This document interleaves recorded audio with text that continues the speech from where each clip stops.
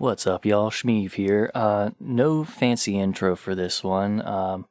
Y'all know what's going on right now. It's 12:39 a.m. on the Saturday to Sunday changeover, and we're in, final gathering prep time right now. Tuesday morning, we'll be packing up the car, or cars, as the need may be, and just heading out to Thornville, Ohio, to hit up them grounds. So we're gonna be chilling with the ICP with we boys, and if you haven't heard, we joined them for their 100th episode spectacular, a 3-episode spanning bash in honor of them hitting their 100th episode, in which we counted down not just our top 100 ICP songs, 25 from each of us, but also our top 100 albums of all time, again, 25 from each of us. And both of those have playlists on Spotify for them of all of the ICP songs that we picked, and then also a song from each album that we picked, except for one of mine that you couldn't find on Spotify because they're just not around. But, go check that out. And then, if you happen to be at the gathering, come say hi. We're going to be at the gathering of the Juggalo podcasts live in the Shadowlands tent, something like that. Look it up on the site. It's Wednesday, sometime around noon, I believe. You can get the exact times there. We have to be there like a half hour early or something like that, and then we have to figure out what the fuck we're doing and how all this shit's going to happen. The ICP with we guys got like a laptop set up and all that shit. They're going to be actually live streaming. I don't think we're going to be live streaming. We might, from our phones and stuff, but I think most of our stuff's going to be just recorded for later, and we'll throw it up. Because live streaming is hard. I'm not cut out for that. So, like I said, come say hi, and we'll be walking around all fucking week. We'll be there till the very end on Sunday. And, you can just come say hi anytime. Don't be weird, but come say hi. Come chat. We're friendly enough. As we've shown on this show. We're very friendly. You can tell. Anyway. Yeah, that's what's going on. And now, let's just get into the fucking episode. Take it away.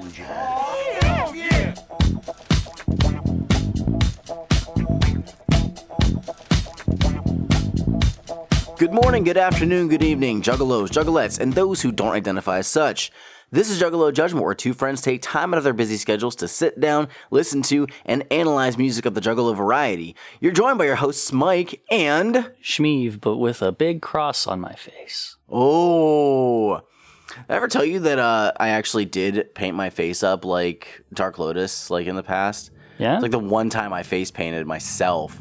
Huh. I was in college, and I straight up, had my camera, my webcam up, and I was painting it Lotus Cross and stuff, and then my roommate came back and was like, what the hell's going on?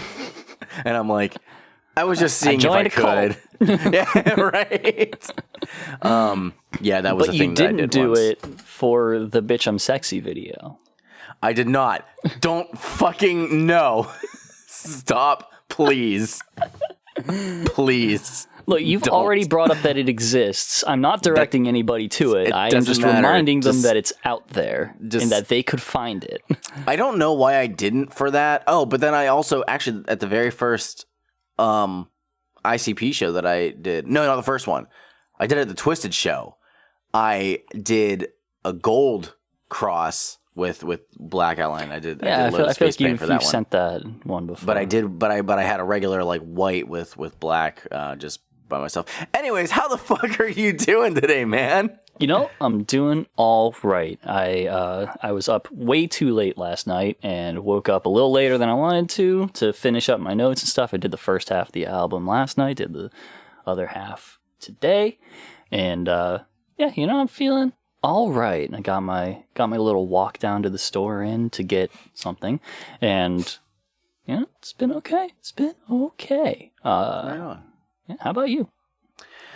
I'm slowly progressing through life. This has been kind of a tumultuous last 2 months for me as of time of recording. Things might start changing soon. Not sure. I can't really go into details about it, but that's okay. I am still sad that Camp Zool is done with because holy fuck, that was amazing.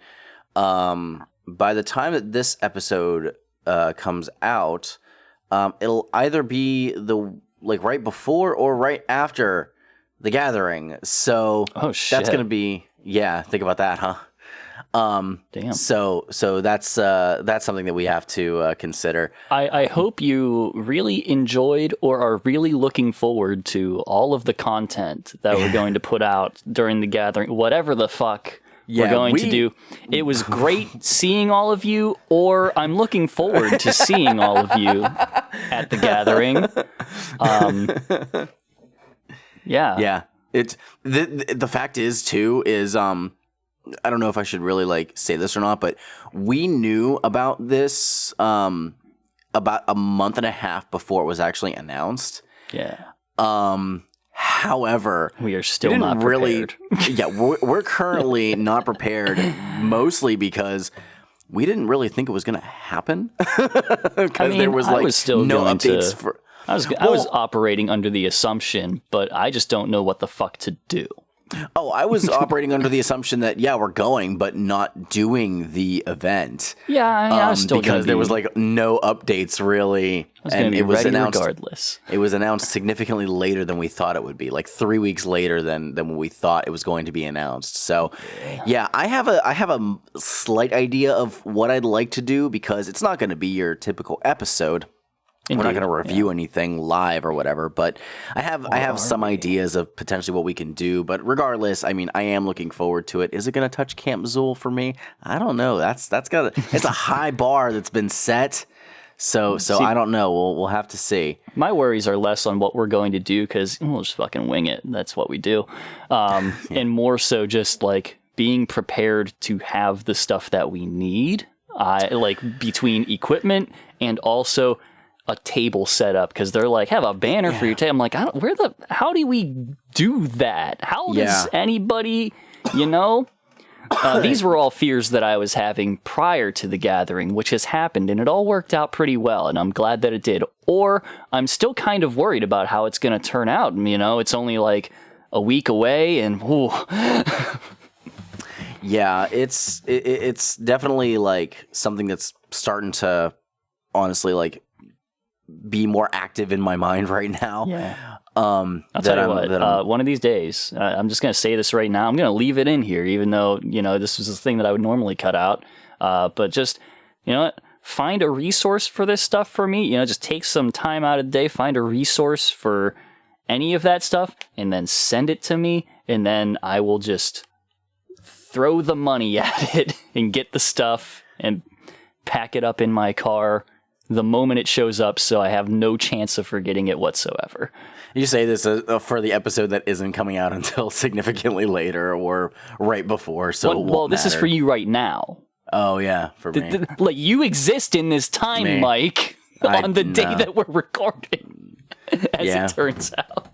I'm going to remember this. Oh, God damn it. Anyway, Mike, what are we doing today? Why are we here? So we're here because we're going over an album as we are wont to do, as has been our journey along the Juggalo timeline. Speaking of journey, I'll just let that sentence hang. Don't, because I already that's a note. That is a note. You think it's not for me? I know damn well it is. So we're covering Dark Lotus's third album, The Opaque Brotherhood. We're covering it. This live episode is actually our cover album of Dark Lotus's The Opaque Brotherhood. That'd be very difficult because I don't know many of the words. Anyways, same. This was released on April 15th in 2008. I remember whenever this came out. I think I may have bought this like day of or whatever. This was my senior year in high school. Mike, how old was I on the day this came out? Probably the same age that I was when this came out. 17! Yep. Anyways, so yeah, this was first teased way back on in the release of Psychopathics from Outer Space 3. There was the track Further Away, which opened the album, as well as the little teaser thing that was in the booklet saying that that 2008 would be the year of the Lotus. Mm-hmm. But there was no other, like, nothing else released ahead of time, like no singles or anything, as Dark Lotus are wont to do. They just, they gotta stay mysterious and spooky and whatnot. Mm-hmm. So this released in mid-April, and then I unfortunately can't find any dates, but they did tour for this. Now, I have mentioned this before on the show. I could have seen Dark Lotus as my first Juggalo show. They came to Pittsburgh. It was June 16th. So it would have been right after I graduated from high school. Had the free time.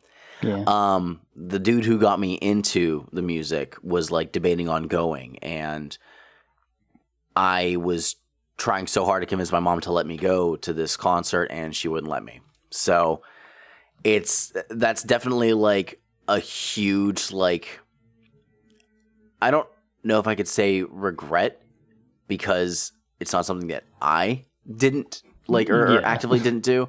Regret but like, that it happened. Yeah. Because that's the last time that they toured. So I was just super like disappointed, and actually upon looking and seeing like the set list, because it's on Set FM, there's so many songs that I would have loved to have heard live. But what also happened was this was a 14 track album that they, on the tour, released an extended edition, which is the Rare Deluxe Edition. They did put this up for streaming, which is kind of cool, but it adds an additional 4 tracks that are tacked on to the end, because this album kind of plays like actually some of the other ones where the tracks kind of like will roll into the next one.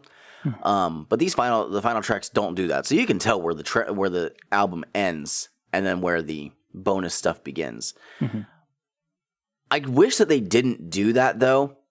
I would have much rather they did what was customary of Psychopathic at the time, which was to just release a tour EP. Just release a separate disc that has the 4 tracks on their own. That's an option. In my notes, I put that they could have just shoved them onto a Forgotten Freshness or something. I mean, I could have seen that, but like, I don't know. Twisted had already done the Toxic Terror EP, and so I just mean, somewhere that's not here. I get it. I'm with that idea of them not being on this album. Right. And which for we some can talk reason, about when we get to them. If you look on Genius, it says released on April 15th. It wasn't that. I don't think the tour started until June, which would make sense. The Twisted had done the Toxic Terror tour earlier in the year that started in February.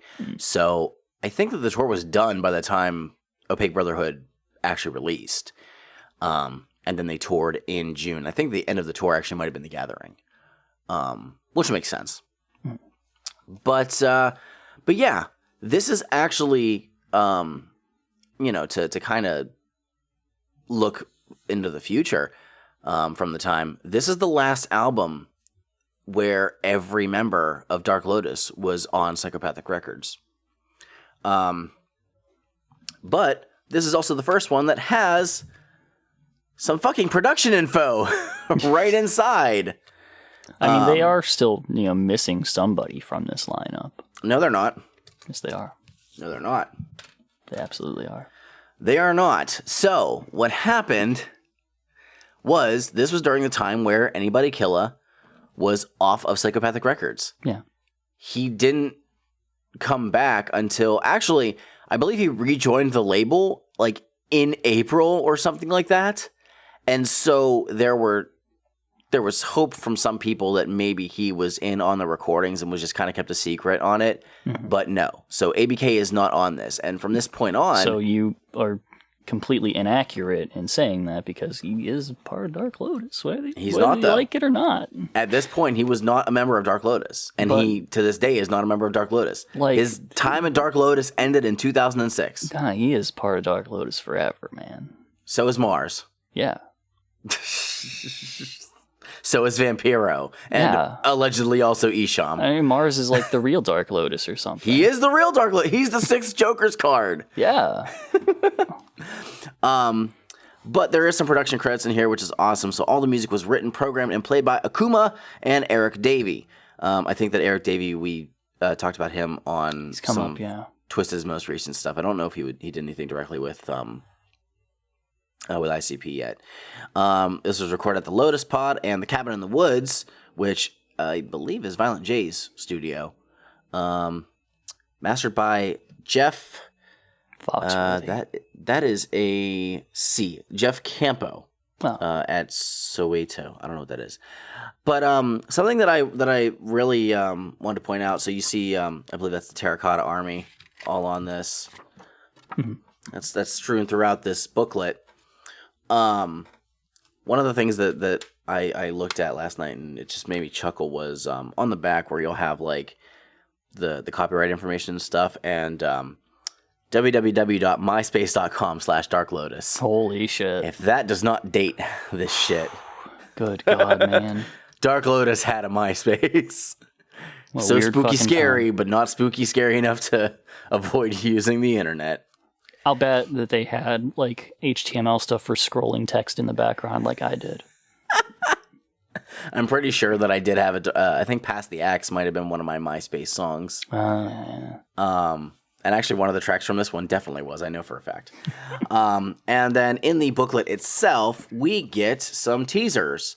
One is for Boondocks' Crimson Creek, Horrifying Hillbilly Swamp Water Wicked Shit. All new album in stores May 13th, 2008. You don't have to. Then, July 8th, 2008, DJ Clay, Let 'Em Bleed the Mixtape Volume 2, mutilating mash of new music remixes, remakes, and rarities by the entire Hatchet family. That should be fun. And The Gathering of the Juggalos, 2008, August 7th through the 10th, 2008, in Cave in Rock, Southern Illinois, the closest thing to Shangri-La on Earth. You know what I was doing August 7th to 10th? Celebrating your birthday. Yeah, but I was celebrating my birthday. Where? In Baltimore, in the Baltimore Convention Center at Otakon. Oh, wow.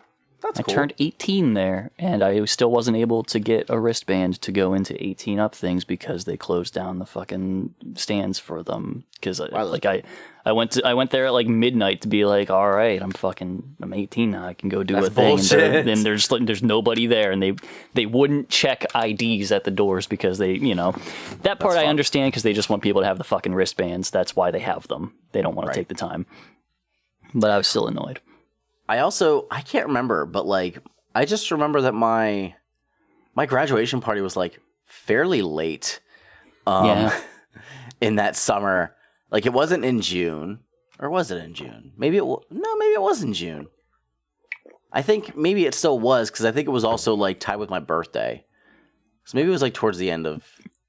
I can't remember. I think mine was the week before because they tied it in with my dad and uncle and cousin's birthdays, which are all on the 2nd. I know exactly when it was. I thought mine got pushed way later, but it didn't. But somebody did have one of my friends did have theirs like in August. Mine was in June, and I remember this because it was the Saturday before my birthday in the park. No, 4th of July. Because I don't know if I should talk about this on the show. Oh, no. Because the girl that I was dating at the time had just gotten back she was in the ROTC. She had just gotten back from, there was like the trip that they did. And she was like, not really like around me at the time. She was, I guess, like hanging outside a lot. And smoking cigarettes, despite her not being old enough to get cigarettes. But apparently people thought that, like, I was going to break up with her for some reason. I'm like, no, everything was just fine. And then shit happened, and then, like, 4 days later, I broke up with her. Shit was not fine. Shit was not fine. I went to my college orientation. The next day, I broke up with her, and the next day was my actual birthday. And the day after that was her birthday. Oh, that was a clusterfuck. Damn. But that was after I found out. Actually, no, I didn't find that out until way later. That the girl I was dating at the time had cheated on me with the person who got me into ICP. Damn. AKA the person that I would have seen Dark Lotus with. Oh, wow. Anyway. A twisted web. So, that's a lot of backstory. About this album for this, and life. And my life. But I just remember, like, when this came out, I was listening to it a lot of the time.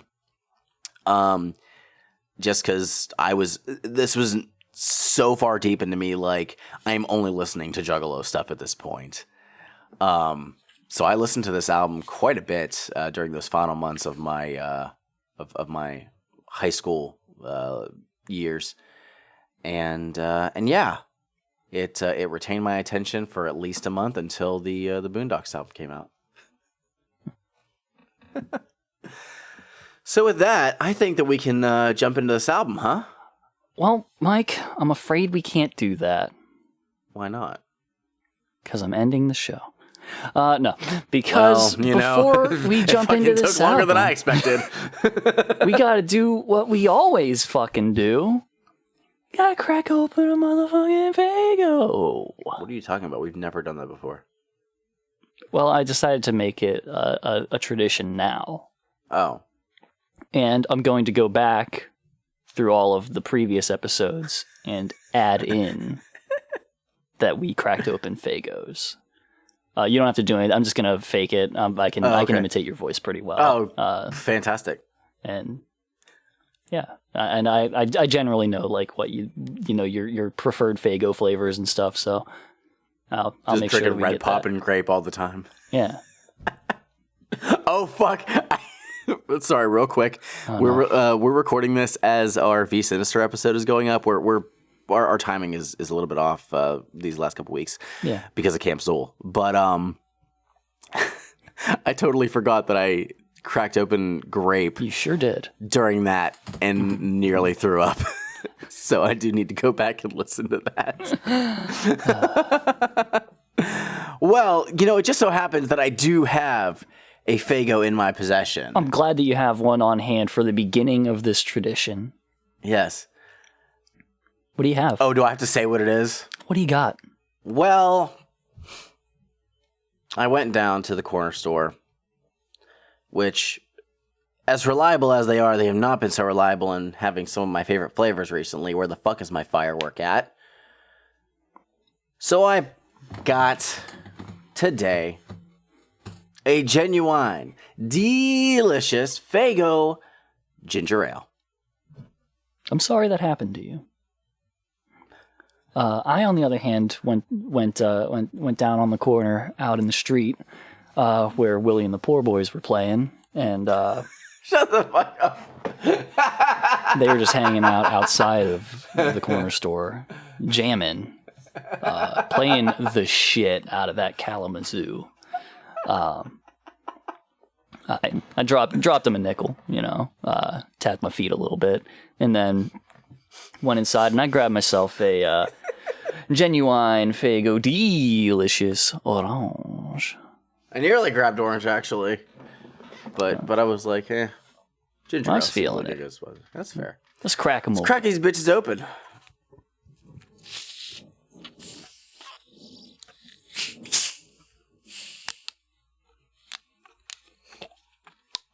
Yep.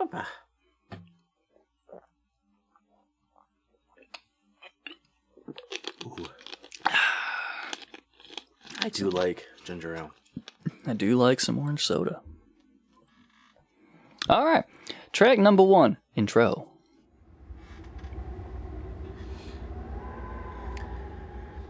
So we can talk over this because it's an intro. Yeah. But we won't. I don't think we'll listen to the whole thing because this is basically a full-fledged song. 3 fucking minutes. Yeah. But you got. That's Violent J. Oh. Doing his thing of. Yeah. I'm gonna try and talk spooky. Of course. Kind of. But we get just him saying, "Hey, guess what? Dark Lotus is back." Yeah, and the world's all fucked up, and they've come to maybe fix it or something, but not really. I don't know. Also, we hear the name of the album, the Opaque Brotherhood, which seems to be just another name for Dark Lotus. Like, they seem to be referring to themselves as the Opaque Brotherhood throughout this album.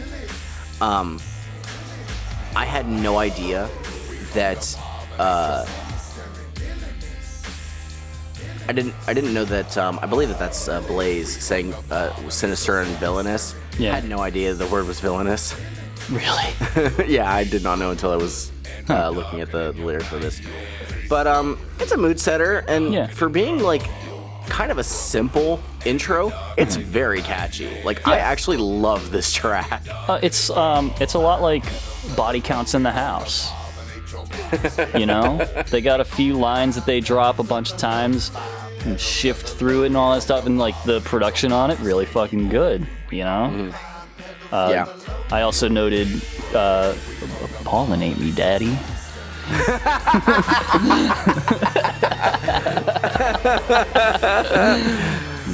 No. But yeah, Why?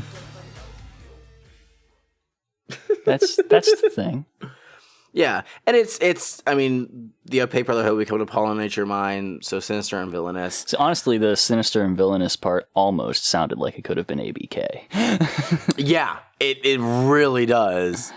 And also apparently villainous is also in reverse, which they have a lot of things going like back and forth on it and all that stuff. Yeah. So I mean, some of them are forward, some of them aren't. They do the Dark Lotus thing. Yeah, like it's what we've come to expect. It's a good mood setter. It is, and the thing is, like,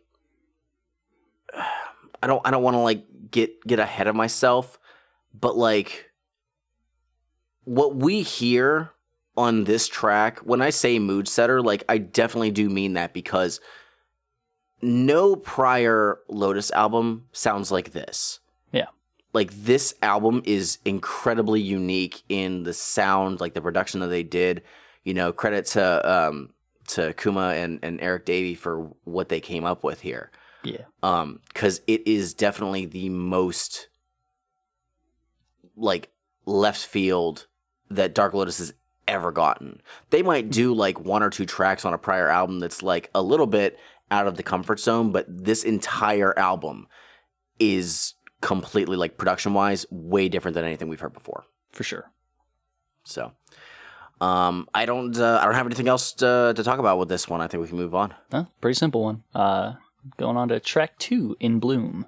We in bloom, many thoughts rearranging, pollens everywhere, that's the reason that we're changing. Flourishing, the rise in the new times, thinking lives, nobody survives. You got your hatchet, throw it in the sky. 5 petals appear right before your eyes. Don't get attached to your head like a neck, cause I'll disconnect, Dark Lotus in effect. Rise out the water, birth the book's worst nightmare. Lotus petals growing, take shapes up in the night air. Here the guy that we can despair, and didn't nobody care. Until they see the shadow creeping out of your skin. Gone but not forgotten, they thought they leave us riding with the crosses on their faces as a symbol of the downtrodden. The Dark Lotus return, the reason is the word. The season for the shepherd is now the lead the herd. This is the returning, everything you tried to bury. In between a patch of roses makes the lotus rise. Lotus rise. Winds of deadly ages makes the blood drip down the pages. In between the dying roses makes the lotus rise. Lotus rise. Flourishing underneath the rays of... They're coming out the gate here, you know? Yes, they are. They're just fucking... Just right... I mean, the intro was there, but then right off the intro, boom, in your fucking face. Yes. This is probably the biggest, like intro track, I guess, to say. Yeah. Like, starter track that Lotus has done so far. A very unusual Nirvana cover. But yeah, I like what they did with it, you know? Good pace on it. Feels good. Some sick flows all around from people. I remember somebody bringing up before that, like, Shaggy's writing in general is a little lackluster on here. And from time to time, I mean, Shaggy's doing what Shaggy do. I don't think he was bad here. The hook. This might be one of Shaggy's best verses on here, to be honest. The hook, right? The first time that I was listening to it, or the first time that I was listening to it and paying attention and writing notes down, it almost kind of sounded like it was like taking shots at people who, like, were just dunking on Lotus or something. But like within the Juggalo community, I didn't really see. I wouldn't see that being a thing because I feel like everyone's just really over obsessed with Dark Lotus, more so than their prior outings deserved. Wow. It's just saying that they just thrive on, the evil secrets that people try to hide, which is probably more likely. Yeah, like, Look, I've liked a Dark Lotus or two, but I mean, I'm just saying people are like fucking bonkers over Dark Lotus. Well, yeah, because it's a Juggalo thing. Yeah. Juggalos are obsessed with multiple Juggalo thing coming together to make big Juggalo thing. I guess. That's what it is. First off, before I actually get into my notes, I need to edit the lyrics of everything in here because there's a lot of them. No. It's the fact that they used the wrong form of the word petal. Oh, they certainly did that. It's really making me angry. Yep. I do want to see a flower that's just like all bike pedals, though. Yeah, right. I was like, no, it's the gas pedal. Just 5 gas pedals in it. Well, like 5 brake pedals, because Jesus Christ, this album's going nowhere.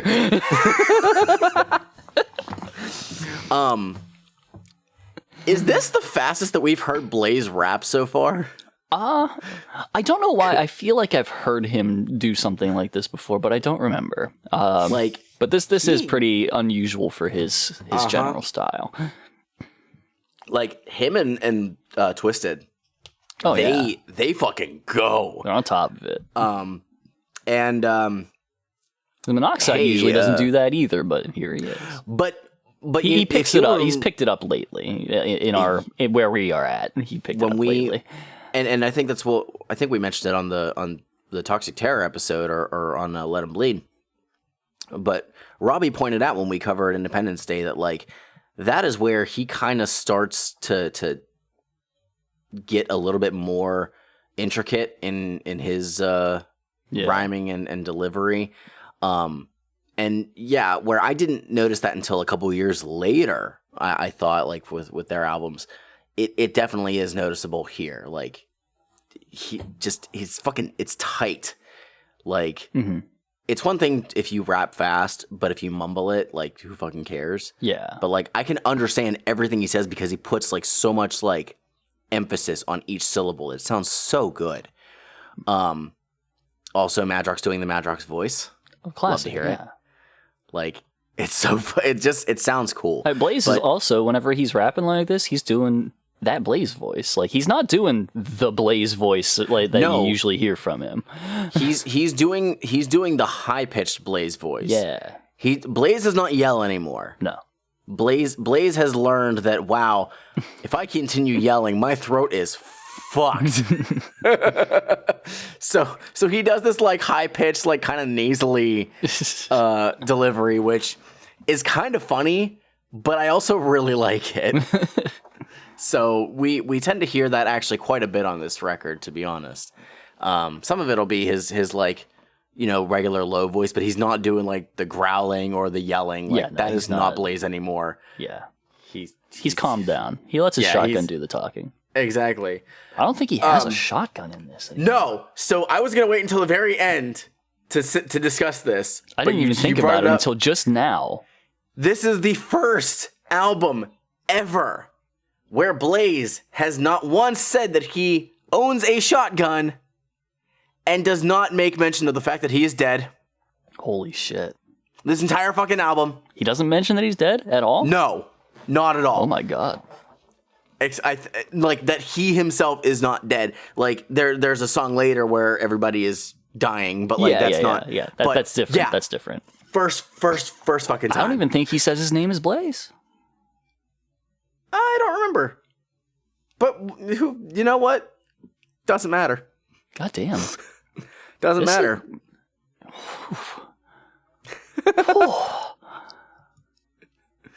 This is just I think we should continue. I think we should continue because we're only 2 tracks in. It's and a this is half hour long revolutionary so far. album.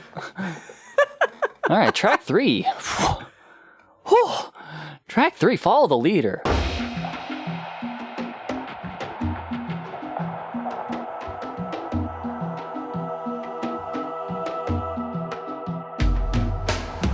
We print and press, they copy. Like Xerox machines, stop it. Like mindless machines, drop it. Put us down, find a new topic. You're wicked, you're so bloody. Don't stop there, bleed all our money. You think they're all just dummies. I don't find it one bit funny. Transcripts hidden in advancement. Last hit jet, finding my Atlantis. Can't miss giving something to bat with, but I'm throwing something nobody could have imagined. Magnified by intertwining eyes who patronize my likeness and pray for my demise. I despise anyone who decides to live a life of fakeness, imitating the greatest. They all are so far behind. You can't duplicate one of a kind. We're so ahead of our time. Follow our lead into the spiral. We're ahead of our time. Follow our lead into the spiral. We're ahead of our time. Follow our lead into the spiral.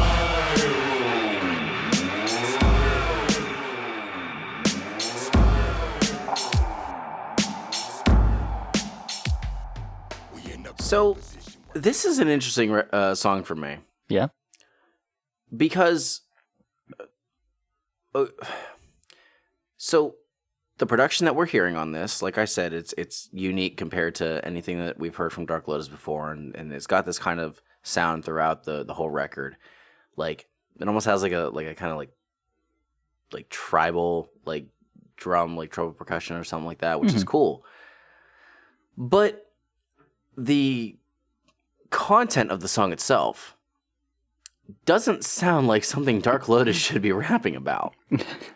Because it basically sounds like they're calling out generic Juggalo rappers. Oh, this is a Jack and our shit song. It is. And interestingly enough, this is one I can get behind. Really? I generally don't care about them that much, but I like something about the way that they do it in this. Just comes off really well. It's like the overall vibe of it and stuff. I don't know. It's just kind of, there's something in the execution of this that I like more than I usually do with songs like this. Okay. I will say there's a line that I really, really like. It's in Blaze's verse. His definition of MC is most crappy. See, I took note of that as something just really dumb. I just think it's so like it's silly. Oh, he does have another another line that's really nice though. Like a game of Simon Says, but I never said Simon. Yeah. That's actually a really clever line. But then there's Violent J. But then there's Violent I hate the beginning of his verse. I don't remember what the beginning of his verse was. When I drop bombs, I'm kept away. My spit burns flesh like pepper spray. Oh yeah, that was kind of it sounds so lazy. But Violent J taking shots at Reggie Mac like before he was even born. Put your Ouija away. Okay, real quick, before we move on. Yeah. It's spelled Ouija. Yes. But it's Ouija? Look, there's a whole thing. You could say it 1,000 different ways and stuff. Wasn't there a movie called Ouija? Yeah, there's been like wasn't 12 it a WWE movies. film? I don't know. I don't think so. I thought there's been like 1,000 films called Ouija. Like, what the fuck do you mean? I thought there was one that was like a WWE film and you watched it. Oh no, that's the one that I'm talking about is Oculus. Oculus. Sorry. Let me just take the moment here to say, because I need to evangelize for this film every time I have the opportunity. Go watch Oculus. Do you like horror movies? Go watch Oculus. It's a great fucking movie. I've got at least 2 people in the goddamn Discord that will back me up on this who actually like horror movies a whole lot more than I do, and I kind of really like horror movies a good bit. But yeah, it's fucking great, and it is a WWE Studios film for some reason. It has nobody in it from WWE, but that's just what they do. Well, I guess it's because they were just like gonna put up the money so they could make it. Yeah, it's just a production thing. I know who a couple of the actors in here are. Let's see. Katie Sackhoff was in Riddick. Oh. And Karen Gillan. She was in Guardians of the Galaxy and shit. Yeah. Anyway, the Ouija is literally derived from the words "we" and "ja," French and German for yes. So yeah, technically that's a way that you could pronounce it. But okay, God knows. I don't know why it came out the way that it did. I don't know why that's the generally accepted pronunciation. I'd have to look into the etymology, which I'm actually interested to do, but not right now. I have a Ouija board that's next to me, actually, that is signed by 6 members of Dark Lotus, which is kind of cool. Wait, hold on a second. Maybe ABK's not on it. Oh, no. Hold on. You should have brought it to fucking camp. Monoxide. Oh, man, that would have been so cool. I see Monoxide. I see Jamie Madrox. 2 Dope signed it and then also circled. Yeah. He circled the letters 2 or the number 2 and then DOPE, and also numbered them. Blaze, and then there's Violent J, Wicked Clowns. So no, there's no. I was right up against the mic there, so sorry for that in the future. But no ABK. Damn, so you should have taken it. The true Dark Lotus, all 5 members. You should have taken it, and then you need to track down Mars. Oh dear God, I don't think he would sign it. Yeah, I don't think he would either. Because he's like super like Christian now. Anyways, back into this song. This is the point. We're only 3 tracks in, but it's at this point where I noticed that having 5 members does feel a bit off. Does it? Because it's a lot of... Because like Jamie's alone at the end of all of them. No, not on all of them. On some of them. That's what I noticed. This is the first one. It's not always Jamie. Yeah, I know. Most of the time, it's actually 2 Dope. Oh, yeah. And that is a problem. That's a problem. 2 Dope should honestly be sandwiched between other people who are significantly better than him on this album, which is literally everybody. Even Violent J is better than 2 Dope on this one. I really hate to say it, but like it was mentioned back when we did Duck the Fuck Down, but this is a period of time. There was like a 2 or 3 year period where 2 Dope is not that great. Some of his solo tracks were okay, like what was on the Let 'Em Bleed stuff. It's a 2-year period that spanned 30 years. What are you talking about? You loved Fuck the Fuck Off. But yeah, 2 Dope is at the end of this track, and it's just so not good. But it just feels weird to have, 2 verses, hook, 2 verses, hook, 1 verse. Like, it just seems kind of weird. And when we had the very first Lotus album, like, there were songs that didn't have everybody on it, but they weren't nearly as, like, paint by numbers. They would be, like, maybe alternating lines or something like that, like short verses and whatnot. They weren't as structured, so it felt kind of more natural on that one. But here it just seems kind of off that you only have the 5 people. And there's some tracks that do it better, but it seems kind of weird here, especially when you end on 2 Dope's verse, which I personally think is the worst one on here. Never really bothered me. That's okay. I feel like it keeps the tracks at a decent time and all that stuff. It's not really, pushing too long on any of them and all that stuff. They do what they do and they're good. Right. But I'm glad that you actually kind of dig this track. Yeah, it was fun. Because I don't. I don't really care for this one. So I will say I like whenever there's tracks that we have differing opinions on. Yeah. Because I don't know. Makes me feel a little bit better. Well, let's move on to track 4, Black Sand.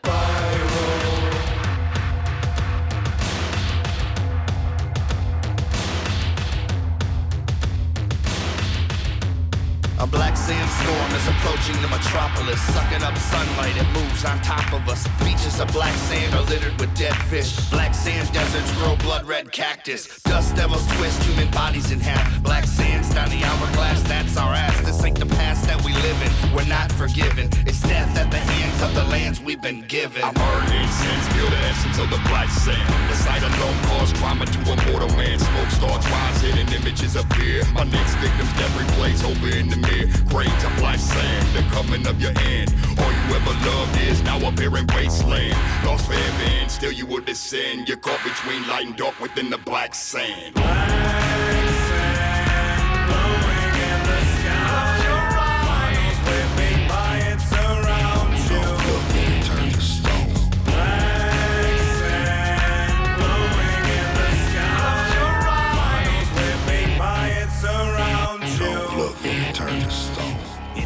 All right, we got us a kind of a storytelling song of sorts about A little bit. a big old sandstorm of black sand coming to just end life, unless you're monoxide, in which case you're kind of like Gaara from Naruto. You just have this sand that's either like inside of you or around you, protecting you from stuff, and also killing everyone. I don't know what that is. Yeah. But it's pretty cool. You know, we talk a lot about Dark Lotus' storytelling on this show. Shut the fuck up. And I think it's pretty good here. What I interpreted was that the black sand is destructive, but Dark Lotus seems to be able to like harness it. Yeah. Like they are fine. There's really just like Jamie and Monoxide, I feel like, are the only ones that really kind of allude to that, and everyone else is just kind of talking about the destruction of the black sand. Yeah. So basically, black sand evil unless you're 5 horrorcore rappers from Detroit, then it's all good for you. I love the chorus. It's cool. I love Jamie's hook. Like, I could see how some people would like not enjoy it because it's Jamie singing, but like I don't know, it works, and it has like a very for some reason it just makes me think of like anytime I would hear like your stereotypical like this is happening in Egypt. Yep. Like that's what I hear. That's the vibe that they're aiming for. You can tell, and it sounds very cool. Again, this is incredibly unique for Lotus. They're hitting that harmonic minor stuff. It's what gives the sound. Also, something that I do that I like a lot is in Blaze's verse, his doubled vocals sounds very cool over this beat. Mm-hmm. Those like those heavy like bass drums, like, and him having the double vocals over it sounds so cool. It adds a lot of weight to it. Hell yeah! But like, it is like a lot of this album so far, with the exception of In Bloom, is kind of like subdued. Like a little bit. I feel like in prior albums, like a good bit of it was like very in your face, and this is not. But I think that they're doing more to like, I guess,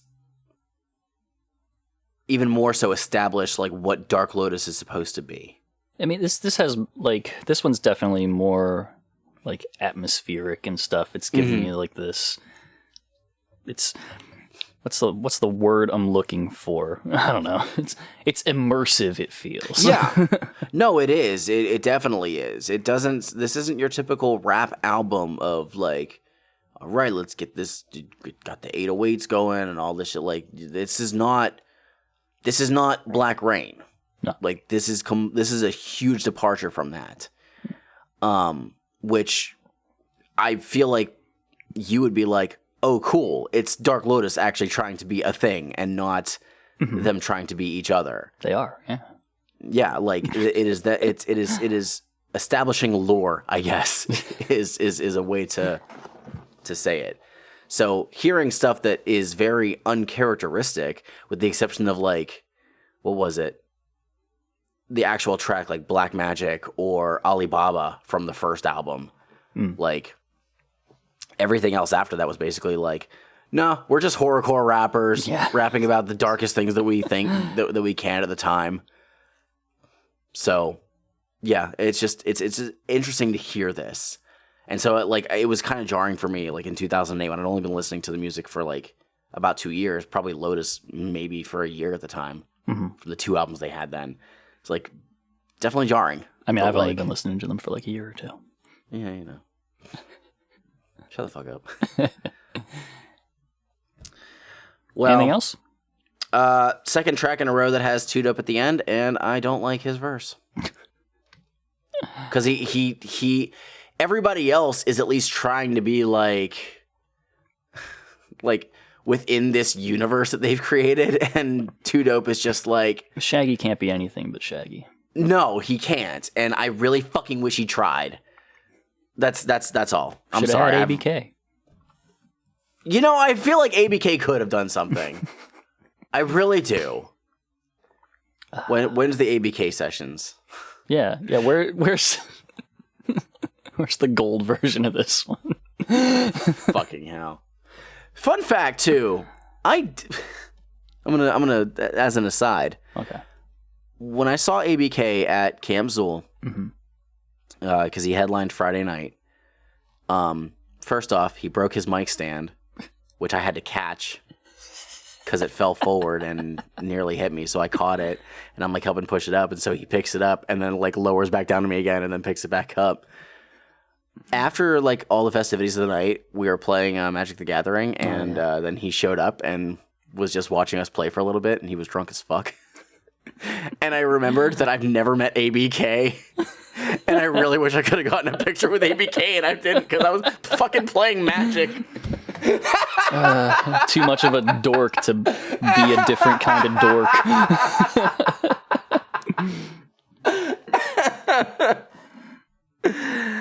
All right, I'm ready to move on now. All right, Mike, can you keep a secret? No.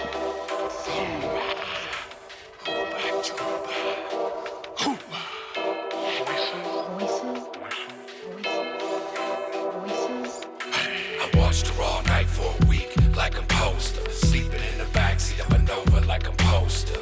Hiding out from police like a poster. Restraining order out on me like she posted. I use it at the door to knock 'em out like I'm poster. I drag the body up into the house like I'm poster. Cut the body up into pieces just to sort and bury 'em all under the porch like I'm poster. I drink a little lawnmower gas like I'm poster. Beat her head until it smashed like I'm poster. Stole a cop car and crashed like I'm poster. In the tub, I relax and drop a toaster. Cooked his eyes in a frying pan like I'm poster. Left his head resting in his hands like I'm poster. Cleaned up all the mess with a mop and some bleach. Then removed every one of his teeth like I'm poster. Can you keep a secret? There's whispers in my ears. I do as they tell me. Like a poster. Keep it secret. Can you keep a secret? There's whispers in my ears. I do as they tell me. Like a poster. Keep it secret. Be the blood fresh on the So Mm-hmm. apparently, Yeah. everything that they're saying is supposed to be a secret, but they're not keeping secrets. Well, well, here's the thing. I don't think they said that they were supposed to keep it secret. They didn't mention that they were supposed to. Oh. You're right. I just want to point out Genius, the person Wholesale Heroin, put as an about for this song. A typical Dark Lotus track. Is it? Each member sharing disturbing actions they perform at the guidance of voices in their heads, delivered in the same style they've used in a few other tracks, like I Don't Care, Ecocide, Black Magic, and Swarm.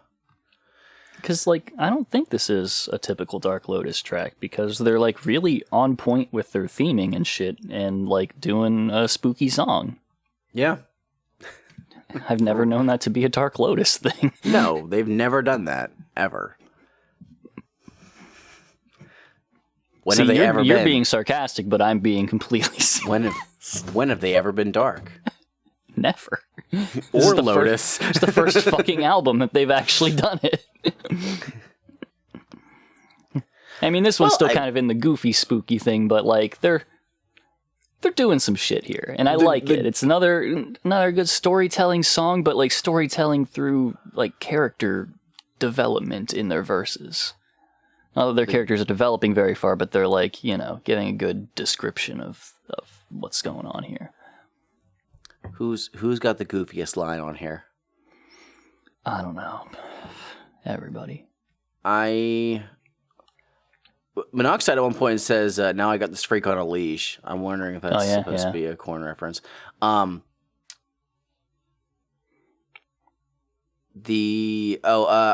Jay's line. She saw me chilling on a most wanted poster. I turn her body on the fire pig roaster. Mm-hmm. That's dumb. I don't like it. I hate it.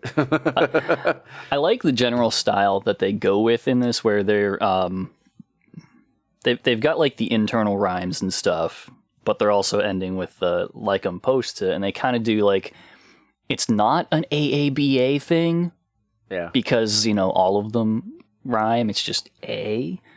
But, two of them are the like or three of them are the like I'm supposed to, and then they have something that rhymes with that as the third or fourth line, and they just kind of switch that around. It works really well. And prior to that, they're rhyming an earlier word in the thing. So it's like, it's just cool. There's layers to the stuff that's going on here with the people who are good at rapping. Right. Yeah, it's like, and you mentioned this before, when some people were criticizing Busta Rhymes on Worldwide Choppers. We're doing that. I did not. Don't lie to me. Don't make it seem like I'm. When you were the person that I was responding to. That's wrong. Anyways. It was back whenever Worldwide Choppers came out, and I can't remember who it was. I think it was Brother Lynch Hung had brought up about how, like, in Busta Rhymes' verse, every line ends in my dude. And he was like, that's not rhyming though. Like, that's just you're using the same lines over and over again. But the final like words leading up to my dude rhyme with the prior stuff. So it does make sense. He's just adding that, like, as flourish, I guess. Yeah. It's just filler for the rest of the line, and it works. Which is what the posta is doing here. Yeah, and it's really good. Yeah. Like this song. Like the vibe.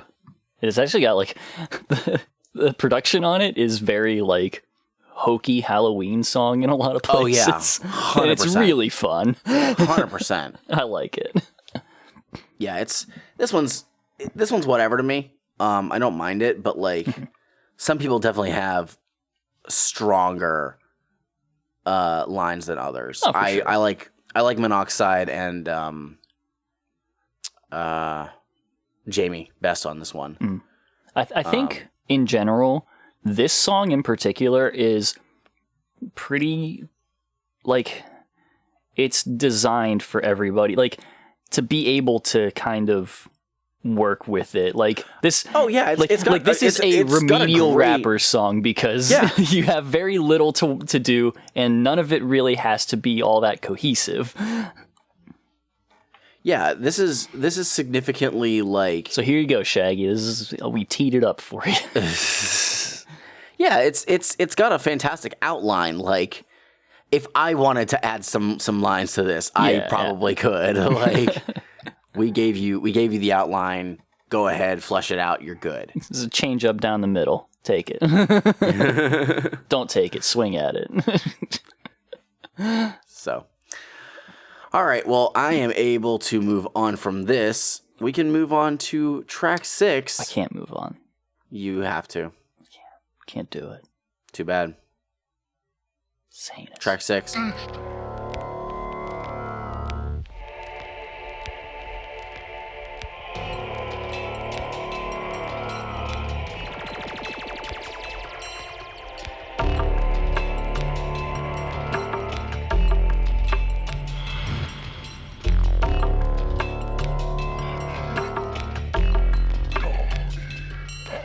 Step 1, 2, across the creaky floor. Spill some fucking blood, then I'm out the back door. Taking little trinkets, fingernails, and pieces of skin. Involving my rituals of goat milk mixed with gin. Stir it together, gulping down, my eyes roll back. I'm chasing that dragon, but it's more like a hatchet attack. I'm peeking through windows, picking out the next clueless one. My fingers digging to her throat. What have I done? I sleep on a bed of sharpened knives and toss and turn until I bleed. I eat when I bread a chosen life, 1,000 ghosts alive in me. Wickedly, I'm heinous. Everything I do is odious. I'm tired of the normalcy. Total terror's my focus. I noticed that the knife won't just spell it out a name. To the average motherfucker can be a little extreme. So I take the bloody goals and underline it for an emphasis. Try to call me sick, but I'm seeing a horror specialist. So you wanna murder this show? That's right. And you wanna murder that? That's right. You should take a hit of this show. Once they're dead, they're not coming back. Death is imminent when you're on the other end with your scorpion. Lotus is heinous. That's the song. We can move to track 7. This is an okay like murder song and stuff. It doesn't quite have the intrigue. It's missing the zazz that we got from some of the other ones on here, in my opinion. I think the hook is all right. I'm actually pretty okay with the hook. It's catchy. It's got a vibe. Production's still great. Like the production throughout this is fucking awesome. Yeah. This is something weird, and I literally just thought about this. I don't have this as a note.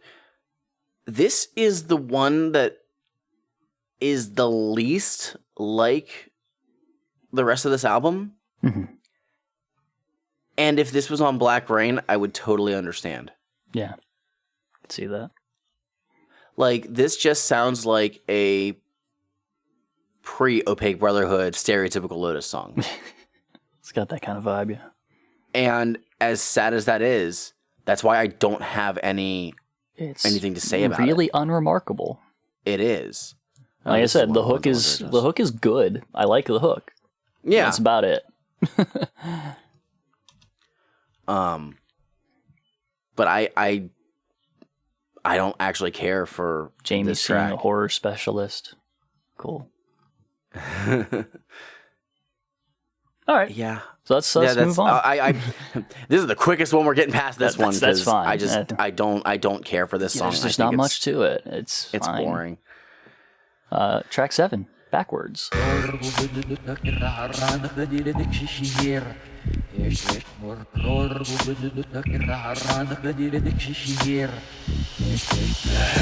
from point of destruction. The end is my introduction. What did unfold as the transcend? Transcends as I watch it unfold. Backwards from point of destruction. The end is my introduction. What did unfold as the transcend? Transcends as I watch it unfold. Smashed head first in the oncoming traffic. Missed the red light cause I was driving erratic. Backwards 100 miles an hour down the E-way. Lights blurring by me, make it hard for me to see straight. Eyes all glossy and my brain on tilt. Got out the car, man, fuck a seatbelt. Stumbling, looking for the keys to my car. Mighty trunk now back at the bar.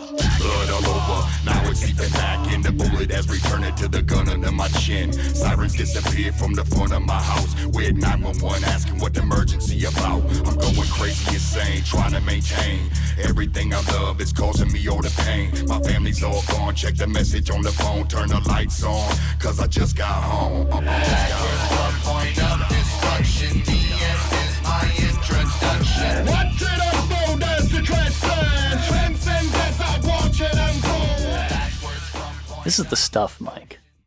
Dude, Not like the movie The Stuff, but this is the stuff. this is one of the most unique Lotus tracks ever. Mm-hmm. Mm-hmm. It's fucking great. Yeah. Everybody's on point. Mm-hmm. Except Shaggy. He was fine. I think that he's the one who least understood what the fucking song was about. Like, plain and simple. Yeah, I love the idea of seeing, like, having everything play out in reverse. Yeah. Because I can see it all in my head. Mm-hmm, Like, it's fucking great. I didn't, until I paid attention to Genius, realize that Violent J shot somebody. I thought that he had gotten shot. So I had to like really like look, because for some reason I didn't like pay attention, even though it flat out says the bullet flew out his neck. But man, seriously, so much about this is so fucking cool. There's so much good shit going on in this, and the way that they, in like the hook and stuff, they have a bunch of, you know, they have all the reversed stuff, like forwards and reverse stuff, and then also just the phrases that they swap around. The, you know, yeah, it's unfolds it's as I cool. watch, transcends as I watch it unfold, etc. It's really cool. Yeah, and the first lines are reversed in the background. Of the track, which sounds really, really cool. Yeah, it's great. This is a good track. 10 out of 10. Jamie in a car accident. Blaze commits suicide because his family left. Yep. Let's see. Monoxide doing what Monoxide do, which is Monoxide.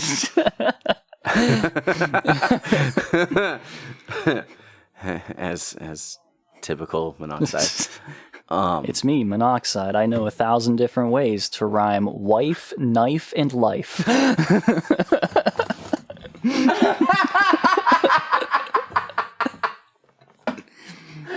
No particular reason for those 3 words.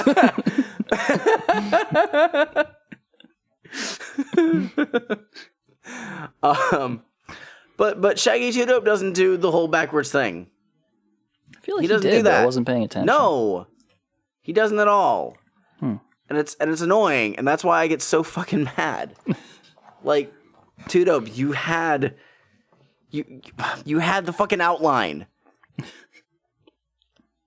No, what happened was he probably made his verse first, and then everybody was like, "Wait, I have a better idea.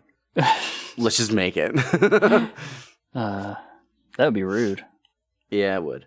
So I mean, they would do that. Yeah, probably. I do like Jay's one line towards the end. My jacket and wallet, but I walk in reverse, back up out of the alley I should have passed in the first place. Like, that's just really cool to like acknowledge that it's like, oh, you're seeing what's playing out and you know what's happening. Yeah. But yeah, it's just it's a very cool song. Here's the thing: Shaggy does do it, but in a different fashion than the rest of them do. Like, he is literally telling the story in reverse and stuff, but it's less like he's, you know, living it out in reverse and more like he's telling it starting from the end. I guess. I don't like it though. Yeah, it doesn't have the same vibe as it, but it doesn't quite jive with the rest of them and stuff, but he is still doing it. You know, look, Shaggy's a bad enough rapper. You don't have to lie about him too, okay? Jesus Christ. Anyways, this track rules. is fucking awesome. And you know what? I think that just gotta keep up.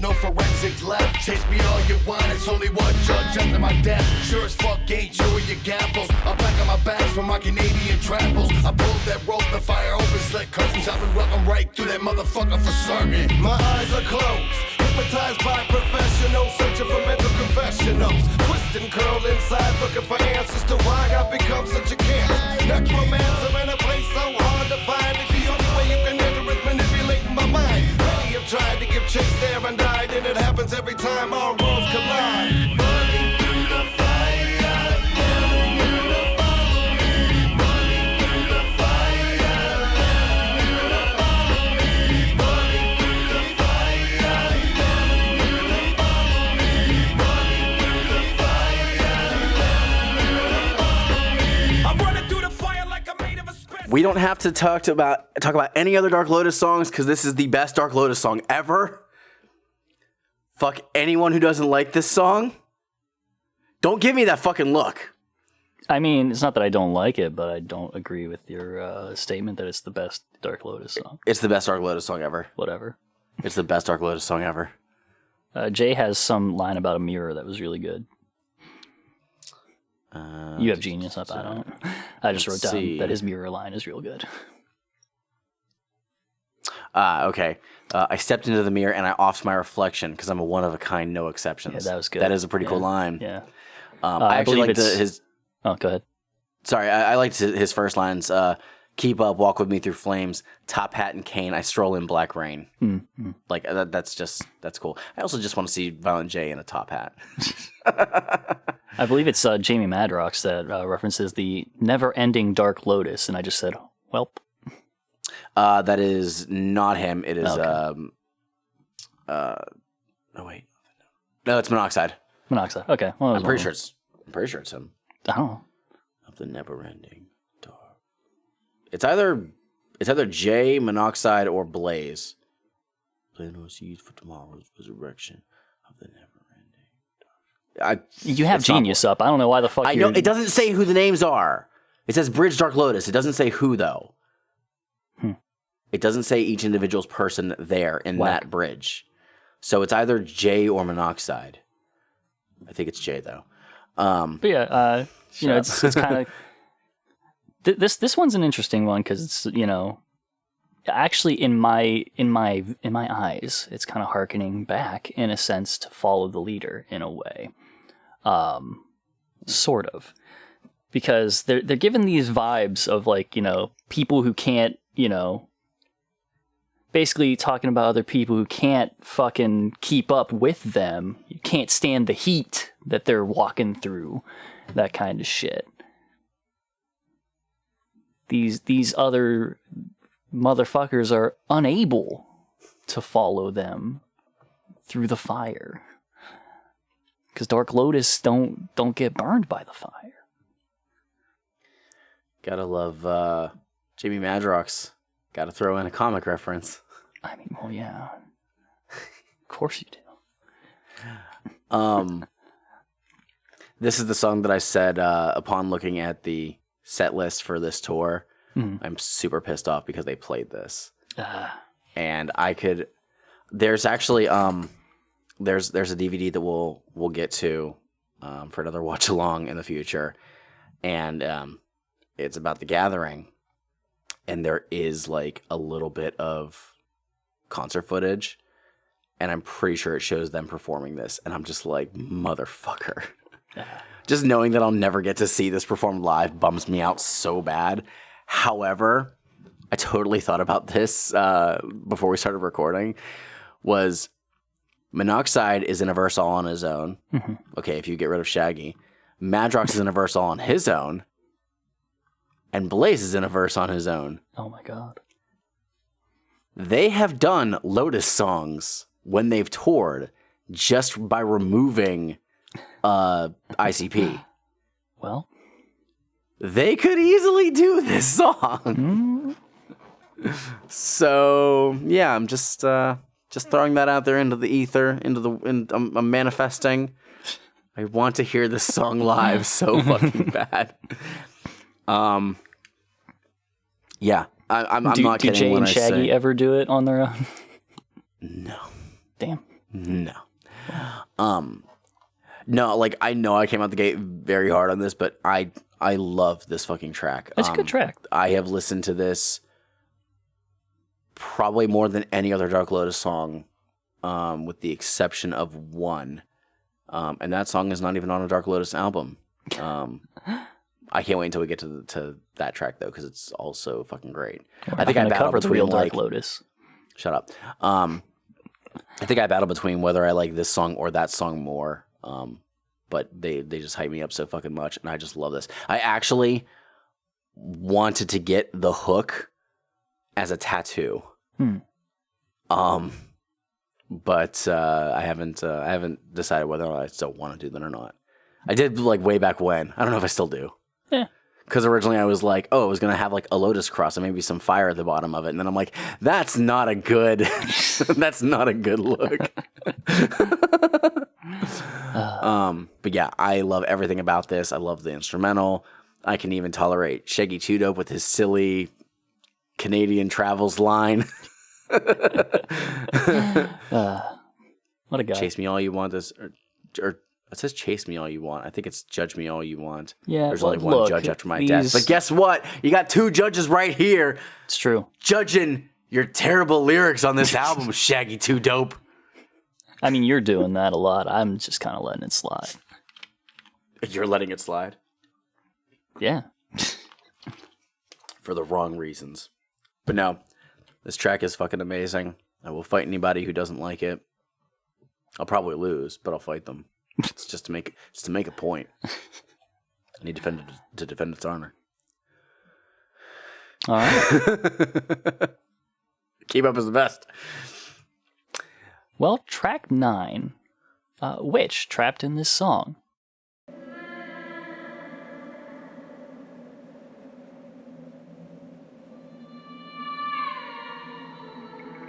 There's a witch trapped in this song. There's a witch trapped in this song.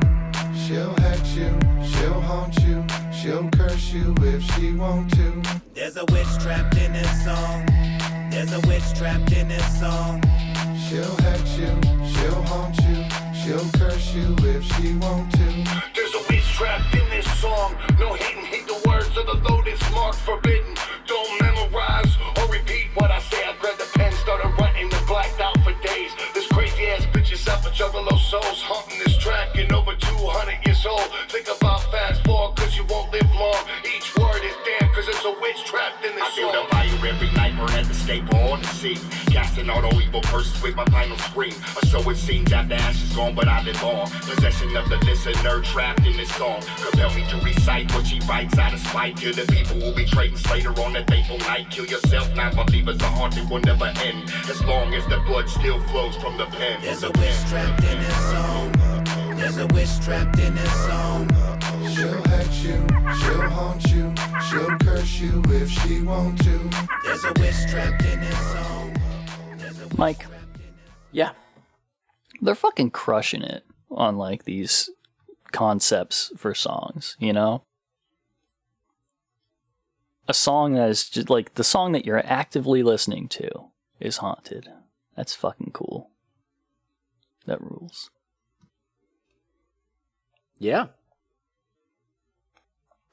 I always thought that Monoxide's line was, she'll hurt you, she'll haunt That's you. why I thought too. Then, like, you know, genius and listening a bit closer, I was like, yeah, I can see. Yeah.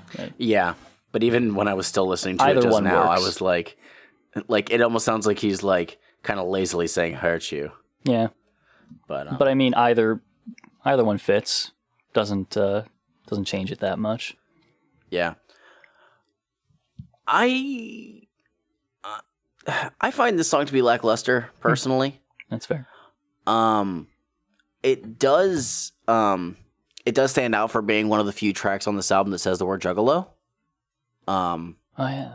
The intro track does, and I think that In Bloom does as well. I can't quite remember, but Juggalo is not really mentioned very often on this record. But I don't know. Something about the execution just doesn't really do anything for me. That's fair. I mean, I could say that like some people have better verses, but like whatever. Like I think Monoxide's verse is kind of cool, but yeah, this one just falls to me. Okay. I don't have anything else on it just because I'm like, it's kind of boring. Like this, I felt like the same way about Heinous, honestly. Like I'm just like, I don't care.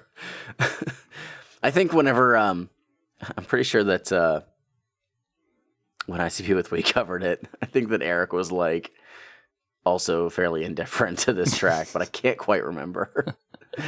I just know that I never. I just wish that there was like, I don't know. I think I just wanted more from it. There That's is fair. something of note, though. I don't know where it is in the song, but there is a quick soundbite that is the same as the witch in Hell's Pit. Okay. which is pretty cool. That's good stuff. So it's very cool that they just decided to reuse that, which I guess in a weird way, does that imply that the witch that's trapped in here is the devil, because the witch in Hell's Pit was the devil? Who can say? Well, Dark Lotus could, but I don't think that they're... Well, I don't think I can reach out to them. They wouldn't say, like, together. No. They would say five different answers. Yeah, right. No, they each have, like, just specific words. By they, I mean Jay would say 5 different answers.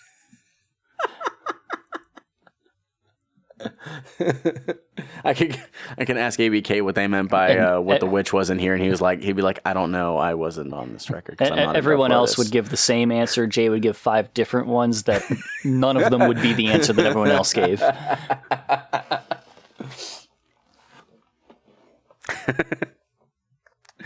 Accurate. Yeah. All right. Well, I think we can continue moving since we just now hit the halfway point. Yeah.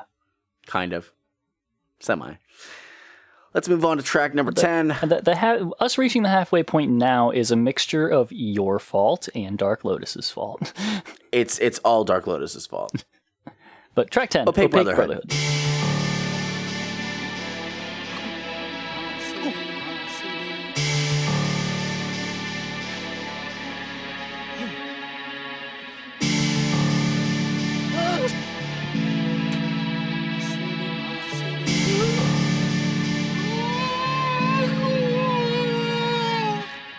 A dying breeze, salt of the earth. Police have been hated by the church since birth.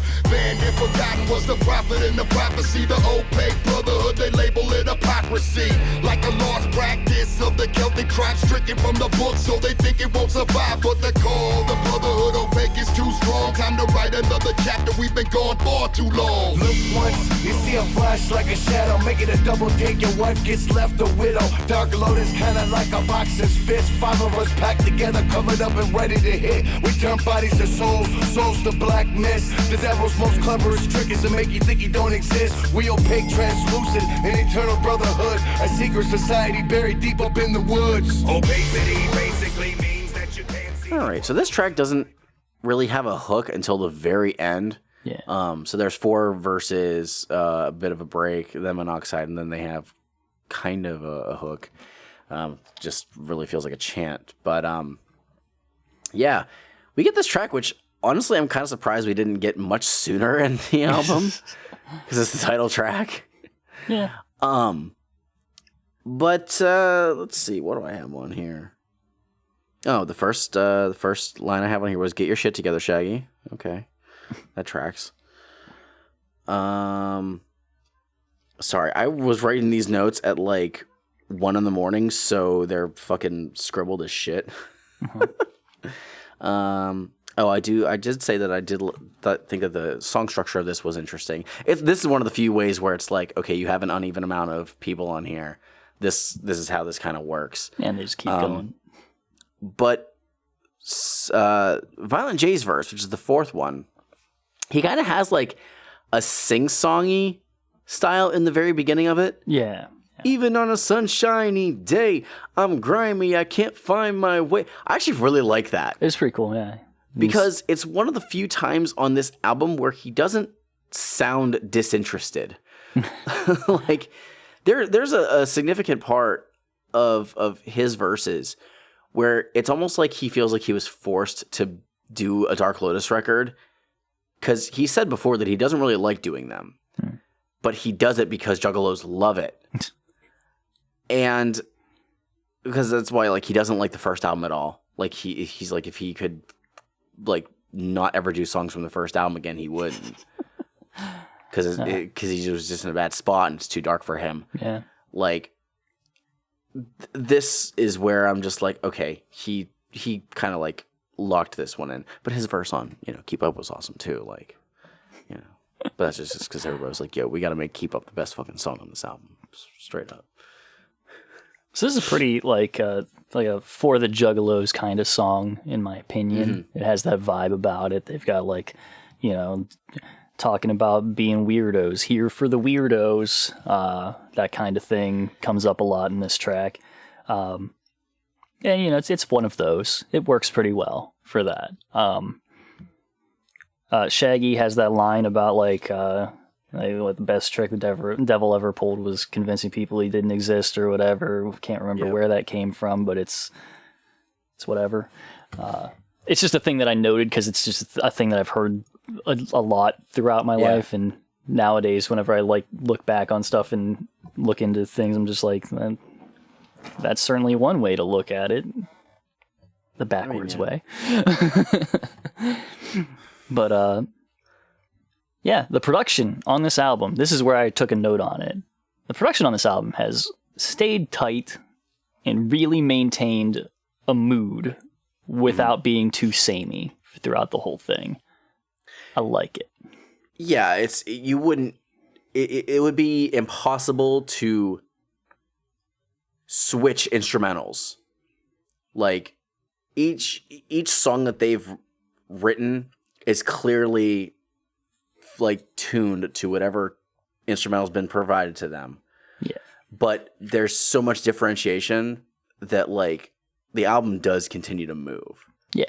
Like it never really feels like stagnant, I guess. Yeah. So it doesn't it never, to me, this album it doesn't feel like it's not moving along, and it doesn't feel like it goes for too long. Maybe 4 tracks too long. You're right. Well, it's fine. It's fine. It's fine. It's fine. But yeah. I'm sorry. They should have just made it an EP. Sorry. No, I'm not sorry. I didn't fucking make this. Anything else? Fully blame Dark Lotus on that. No, I think it's a cool track. I like. Well, I will say that, like, yeah, every track pretty much just, like, goes into the next one, just because that's how they structure it. I do think this probably should have been a little bit earlier in the album, just for the sake of it's the title track. Like, no, it shouldn't be in place of In Bloom, which is a great opener, but, like, it does seem weird to have it this late in the album. That's just me. Well, track 11, Hot Poison.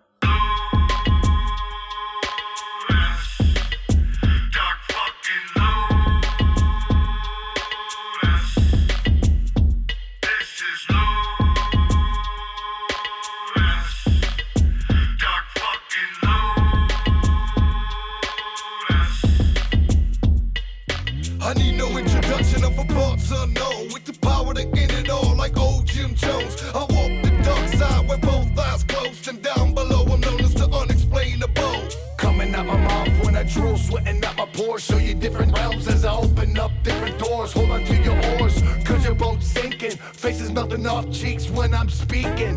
I'm still known for blood sipping. Don't matter type A or B, I ain't tripping. I got a thirst like a curse and control till I'm carving off body parts of the heart from where it flows. One drop will consume you, 2 forever doom you. Standing over the body as we drink of the voodoo. Living with the demons and ghouls make me accustomed to eat whatever goes in the body after I cut them. They underneath the mortuary, bumping this shit. Hot poison. They build the pyramids while pumping this shit. Hot poison. Way up on the mountaintop, they bumping this shit. Hot poison. When it comes to wicked bitch, you know we the shit. Cause this is Lou. Little can be foretold of the future, Dark fucking Lou. as is known with surety of its past.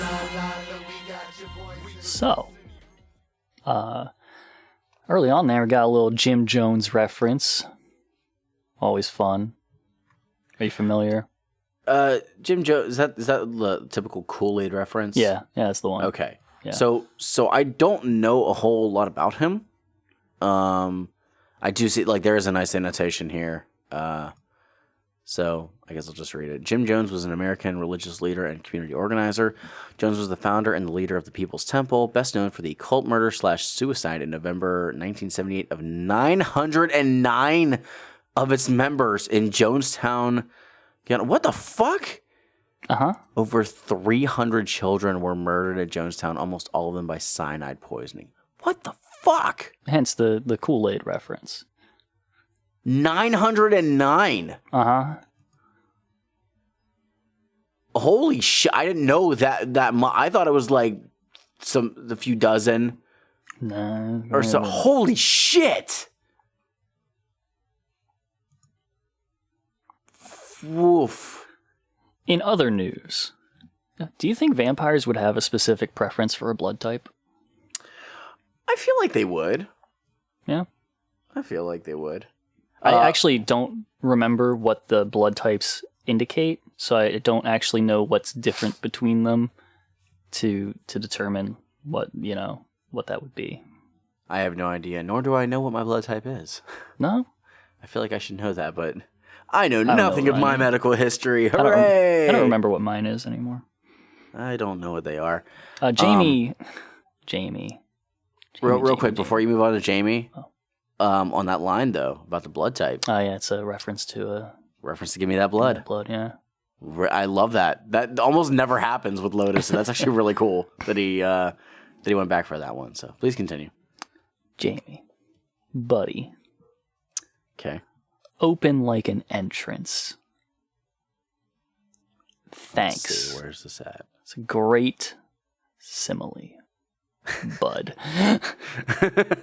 10 out of 10. God. What? Oh, somebody spelled petals correctly. Oh, wow. This intro, the beginning of this song, I feel like they could loop that to open a show. Oh, definitely. Yeah. Definitely. And that would get people. As I did at the beginning of it, that may or may not be left in. I immediately think "Drop It Like It's Hot." It just happens like the moment this starts up. Yeah, that's totally fair. What else did I have on here? The one thing that I take away from this, though, I mean, first off, it's got a great chorus. It's pretty good. Yeah. So the way I interpret this is hot poison is, I guess, just another term for wicked shit. Yeah, that's literally what I'm getting out of this. Well, it's the same as I understand it. Just like it's like spitting hot fire, but it's poison. Yeah. Also, Violent J's last line. But I stumped them all with Jamie, Joey, Paul, and Chris. Oh, actual names, real names. What? Using those real names? Oh my god! Which, to be completely honest, it's one of the first times that Blaze's real name is said. Yeah, I kind of double take on that one. I think they did way back during like One Less G, when there was that the skits of them like calling him because allegedly the one person like erased everything. But yeah, most of the time we don't hear Blaze's real name. Yeah, Chris. just say it with just such anger. Chris. Jamie, Joey, Paul, and Chris. Ain't no wicked shit like this. Not anymore. Damn. Had to do it to him. Anyway, But yeah. I share a name with Blaze. It's my middle name. Oh. I didn't know that. Yeah. Well, there's not really much of a reason for anybody to know. That's fair. Middle names are overrated. Yeah. All right. Oh, wow, that's actually interesting because that's also my little brother's middle name. That's a shame. Yeah. Track 12. Track 12, Falling. Do not jump, sir. Whatever you do, please do not jump. Yeah, hi, look, there's a guy, and he's on a building, and he looks like he's gonna jump. Yeah, I am on, you know where we are? Jump! Why the hell are you telling him to jump? Jump! Don't jump! I don't get this, fuck sickness or living with this. Never get to forget this, not even on Christmas. No way to dismiss this, what the fuck is this? They tell me it's all in my head, why can't I get a witness? Fuck it, I was never meant to be and not my own hater. Up the elevator on a rooftop seconds later. Looking over the ledge, about to plunge. Take a deep breath in my lungs, hear the street come. This is it, my last step, my last crawl, my last attempt to reach out, touch someone to call. My phone's been cut off, the bills is piling up so high. I'm on this ledge and fully prepared to dive. Police lights littering streets beneath my feet. 50 stories below, I can hear them holler freeze. It's all okay, just give it another day. They turn the screens as I step off and drift away. I'm falling, drop to the bottom fast. Death on it,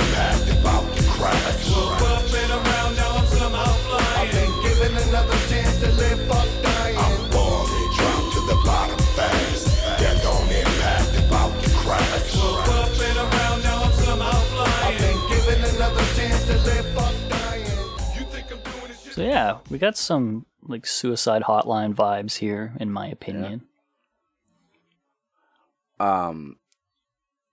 This is a track that, now that I think about it, this could have been on Black Rain. This feels like this has less of the atmospheric instrumental that we've heard. So I'm curious if this may have been like earlier on in the writing stages. Maybe. But I'm a bit confused with the hook. Yeah. Because that's never touched on in the rest of the track. You feel like it's going a little Groundhog Day in there with the way the hook goes, but nobody really takes that in the verses. So I don't know if the chorus was made first or after, but I feel like they should have changed that. I float up and what is it? I float up and around, and now I'm somehow flying. I've been given another chance to live. Fuck dying. But that's not talked on at all by any of the verses. Nope. And I'm like, that is very disappointing. But like, I think that it is a cool track, but it is the most, it's probably the most grounded track that we've heard, like most realistic that we've heard on this album so far. Everything else has been very like supernatural and stuff like that. Probably with the exception of like, Can You Keep a Secret? This one is, and I guess even backwards, but like that's still backwards. So this is a very like legit kind of song. Yeah, which is cool. It's just it is a little bit uncharacteristic for the rest of this album, I guess I would say. Right. It doesn't. I wouldn't say that it feels like out of place in that way, but it is just like kind of a. It's there. It's a weird one. Yeah, I like it though. I think it's a cool song. Yeah, it's not bad. Which is funny because there's times where like it'll come on random and then I just hear the intro and I'm like, I don't care for this right now. I don't want to hear this, but like, no, it's a cool song. I do like this the line at the beginning of Shaggy's verse. I'm looking over this ledge at these Matchbox cars. Yeah. Because that's 50-something levels up make me hit that concrete hard. Like, yeah, that's... Wait, why my meds don't work no more? Why my dog quit on me? I wrung his neck, his eyes popped. He don't want to see me, obviously. Yeah, he's got some good stuff going on here. For all the shit that you've given him. Yeah. Anyways. Fuck dying. But you don't fucking capitalize on that. Yeah, they kind of just left that one hanging. But I think we're good to move on. I think so. Track 13. Much like the witch in track 9, Trapped Inside.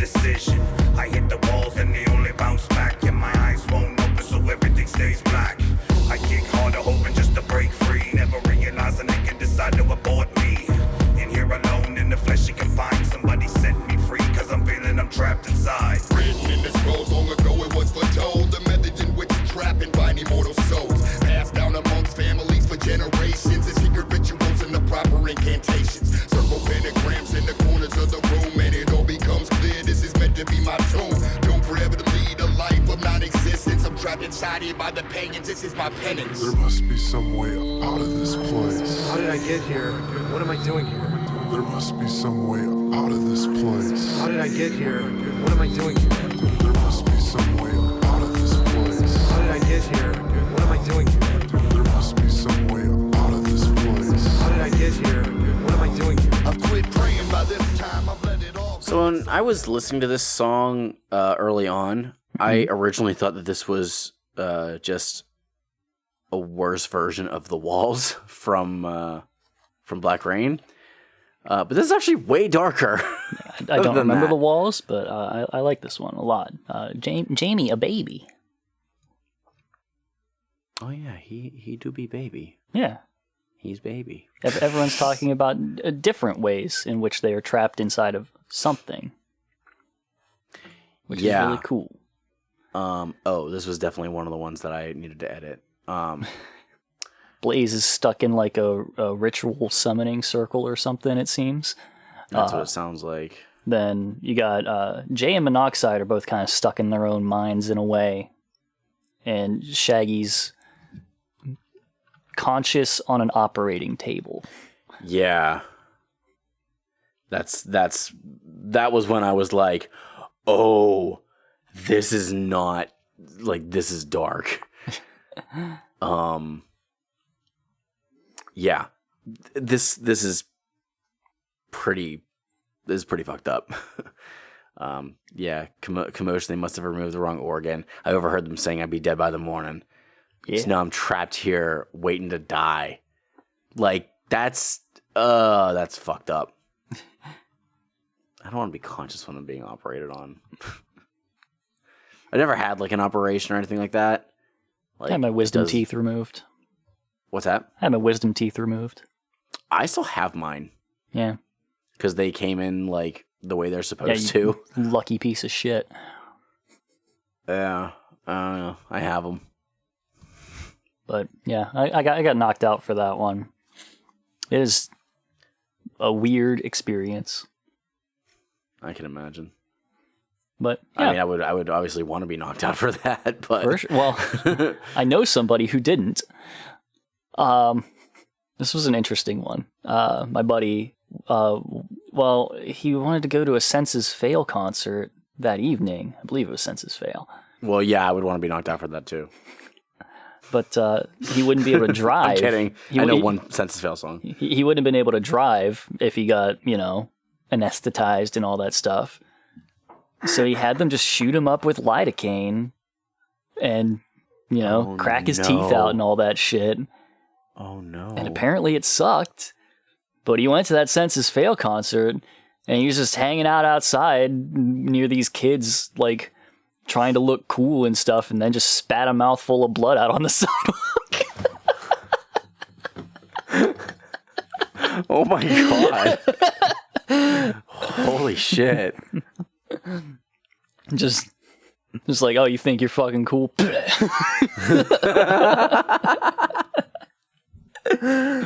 Wow. That's fucked. Yeah.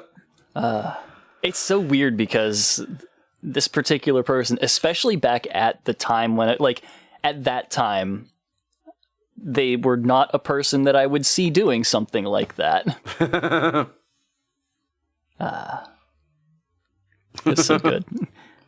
But yeah, that's Trapped Inside. It's an interesting one. I think it's, again, like, it is a good bunch of storytelling from the whole gang here, Yeah, this one actually is very good for that. It's one of those ones where they're all talking about different things, but that's good. Like, they're all telling their own story with a twist on the thing.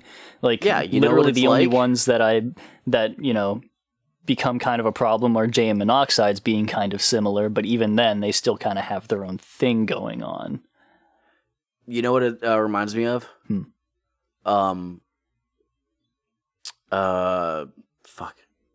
My first time on Black Rain. Mm-hmm.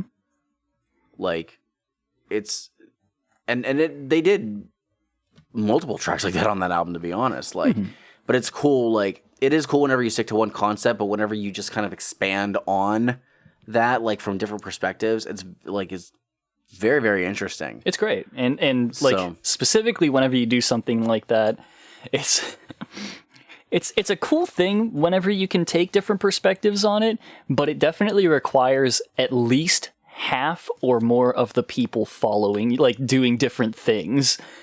Because if everyone else does the same thing and you do one different thing, then it's like, well, were you even paying attention? It's like, well, yeah, but I wanted to be cool, and no one else wanted to be cool. They wanted to be boring.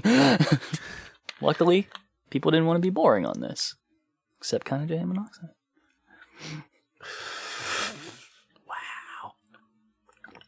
I'm just saying, we hear all the time about how, like, oh, my mind is so dark and twisted. We gotta know what it's like to be inside the mind of a twisted serial killer. But, like, it's just. But no, it works out. Like, the song is good. The song is good. I think everyone did well. Great. All right. Well, I think that we can move on to the final track of the base album, Withered.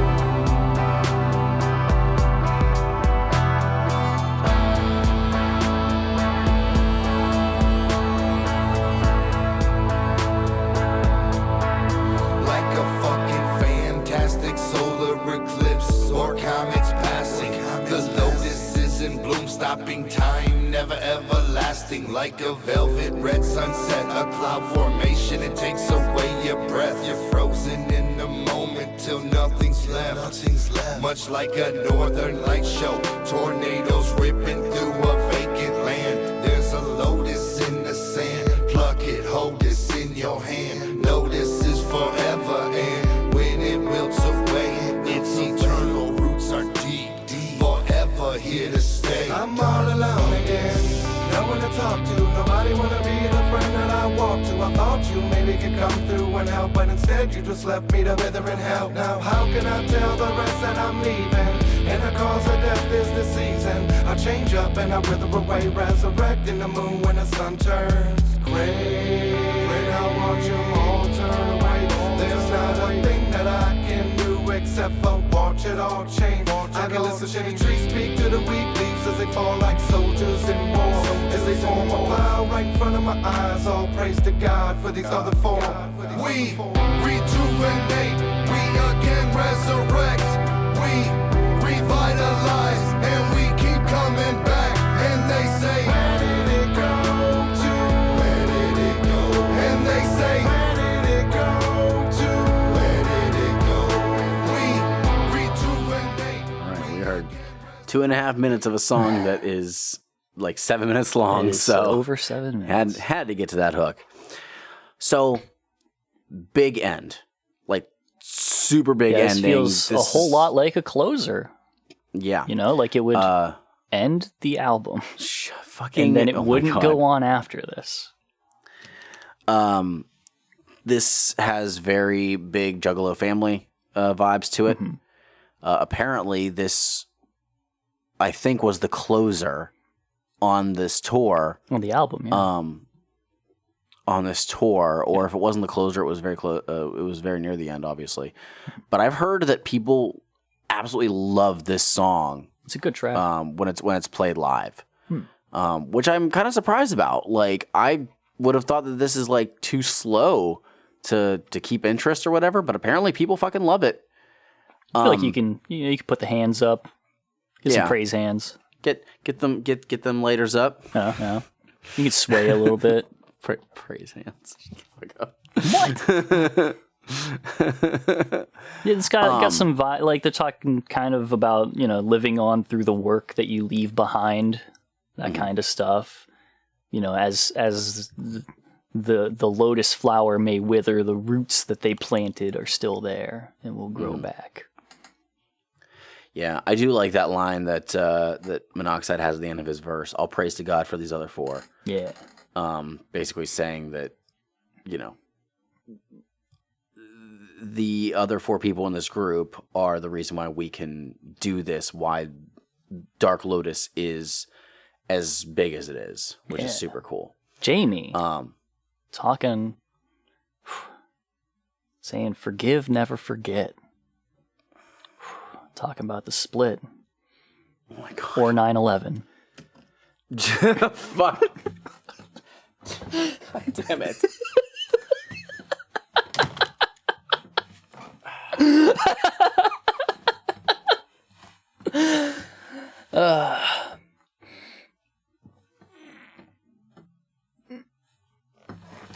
I like how Blaze comes in fucking hot.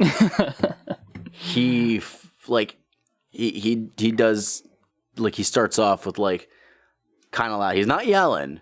Yeah. But he's kind of gruff. Doing a little bit of fastness at the beginning. But yeah, this is a great track. Yeah, it's a cool song. I feel like I didn't care for it as much in the past, but like in the context of the entire album, this is very, very cool. It definitely has that atmospheric feel to it. I do give credit to Monoxide for his verse, which is kind of sing-songy throughout the whole thing. Well, it's not sing-songy, he is singing. That's different than sing-song. Yeah, okay, so he's just singing. Which... And it's very good. He's got that... It's very good. Yeah. He is within the pocket. Yeah, it is. It's exactly what it needs to be. It fits well within it. It stands out because, no one else is really doing that. He's the only one doing it. But it still fits in very well with the rest of it. It has just a really nice change in the texture of the track as he comes out of the Jay's verses there.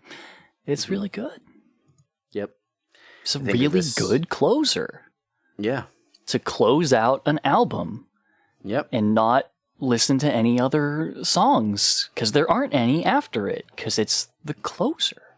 Exactly. On the bass version of the album. But that said, this is not the bass version of the album, my friend. We're listening to the Opaque Brotherhood Rare Deluxe Edition. The entire album plus 4 brand new tracks. That's what it says. It says it.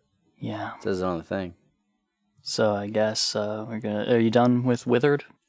Yeah, I think it's an incredible way to end this album. I don't know if it's funny because I feel like Juggalo Family is like the Dark Lotus song that everybody, cherishes the most. Sure. For good reason. It's basically a love letter to everybody.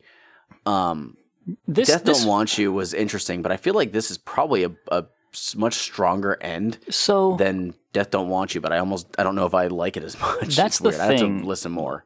Okay, I'm going to break this down. Let me see if this makes sense to you, right? Okay. Check it out. Withered is a Dark Lotus closer. Juggalo Family and Death Don't Want You is a psychopathic family closer. Yeah. That is the best way to explain it. Yeah, this is a Dark Lotus song closing out a Dark Lotus album. The other two, they're on Dark Lotus albums, but they're just songs by the entire psychopathic family. Yeah.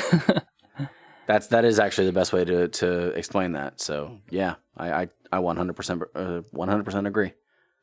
All right. Moving on. So now we move on to the other stuff. Now, before we actually start, these tracks, if you'll remember way back when we covered Psychopathics from Outer Space 3 and we heard the song Further Away, that sounds nothing like what we've just heard on this album. Like, it had more of like a rock feel. Like, there was like the drum set throughout it, and it was kind of like spacey and whatnot, but nothing that was like what we heard on here, which made me wonder if that was okay. We're gonna make a new Lotus album. Do we let's make this and then see what happens from here, or was that like an outtake? And I'm genuinely very curious. Like, this is saying 4 brand new tracks. I want to know, and I don't think that I'm gonna ever have confirmation of this. Were these tracks that were early in the recording of the Opaque Brotherhood, or did they already have the bass thing done and we're like, okay, let's make something for a special edition album, because it does say Rare Deluxe Edition. It was exclusively released on tour, and then later on they had it up available on Hatchet Gear to purchase. You can't buy it in stores, but it's no longer available on Hatchet Gear. So to try and find a copy now at a reasonable price is kind of difficult to do. But just something to point out, because these don't quite sound like what we just heard. They're kind of in the realm, but they are different. Yeah. So with that, I think we can move on. We'll start with track 15, During an Eclipse.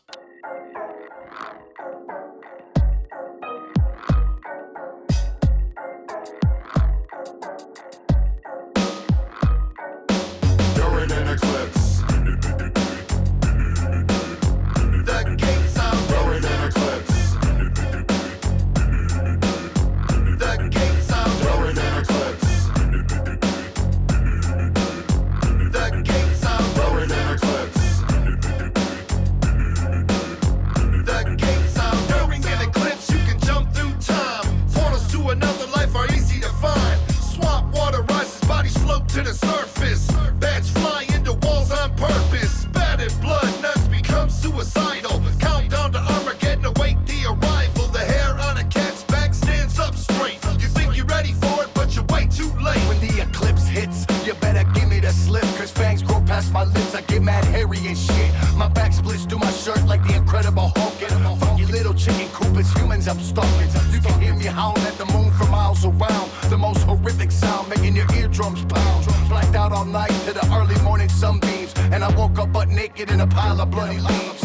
During an eclipse. Hurry up, this won't last. Better jump through fast. The gates out. During an eclipse. Hurry up, this won't last. Better jump through fast. The gates out. During an eclipse. Hurry up, this won't Real quick.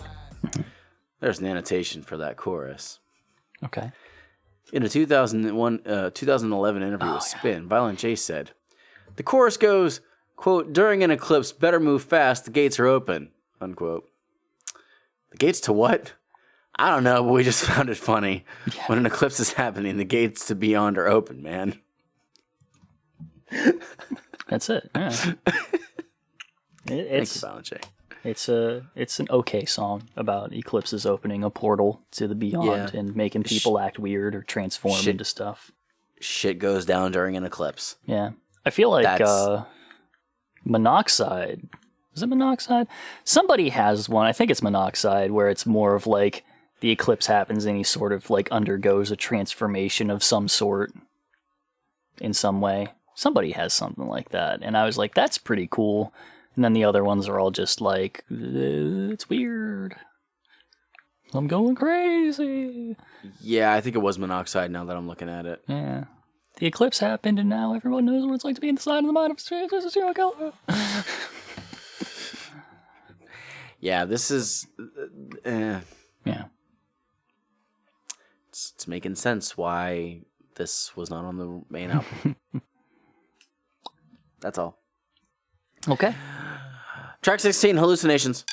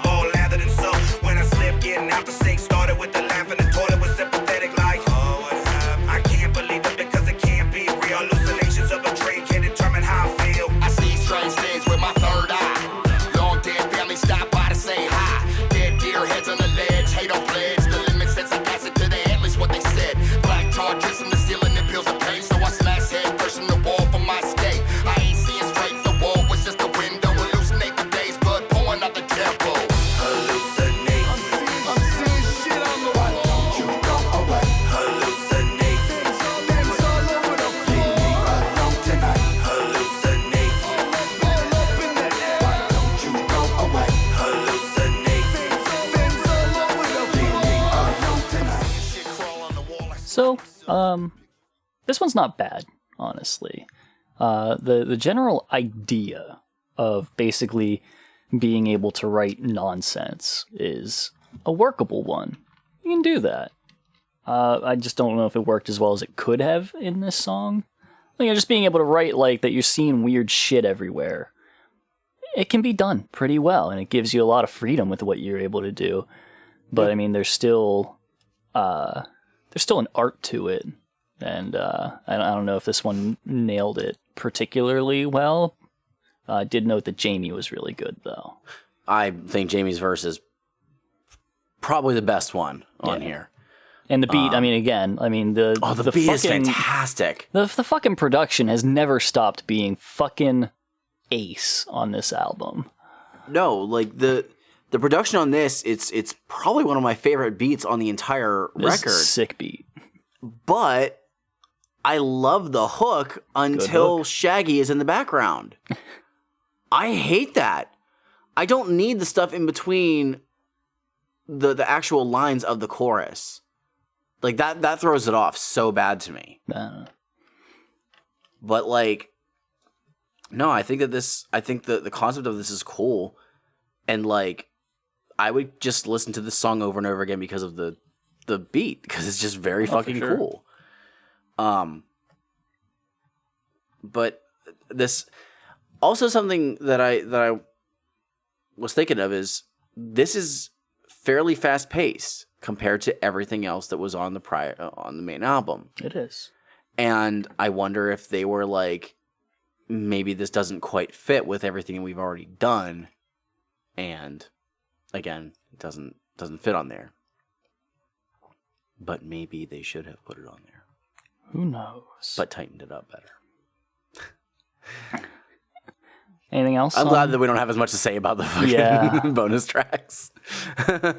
Anything else? So, no. Again, awesome beat, solid concept, but only about 60% of the way really, really good. Yeah. All right, well, track 17, we have the entire audio of Don Hertzfeld's 2000 film, Rejected.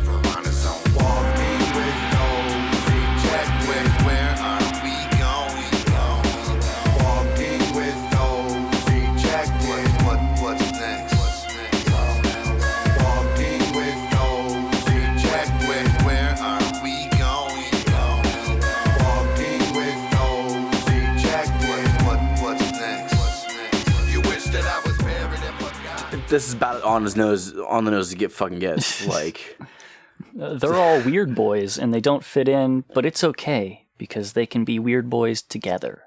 Like, it's just an updated version of Bad Rep from Tales from the Lotus Pod. That's all it is. Give a damn about their bad reputation.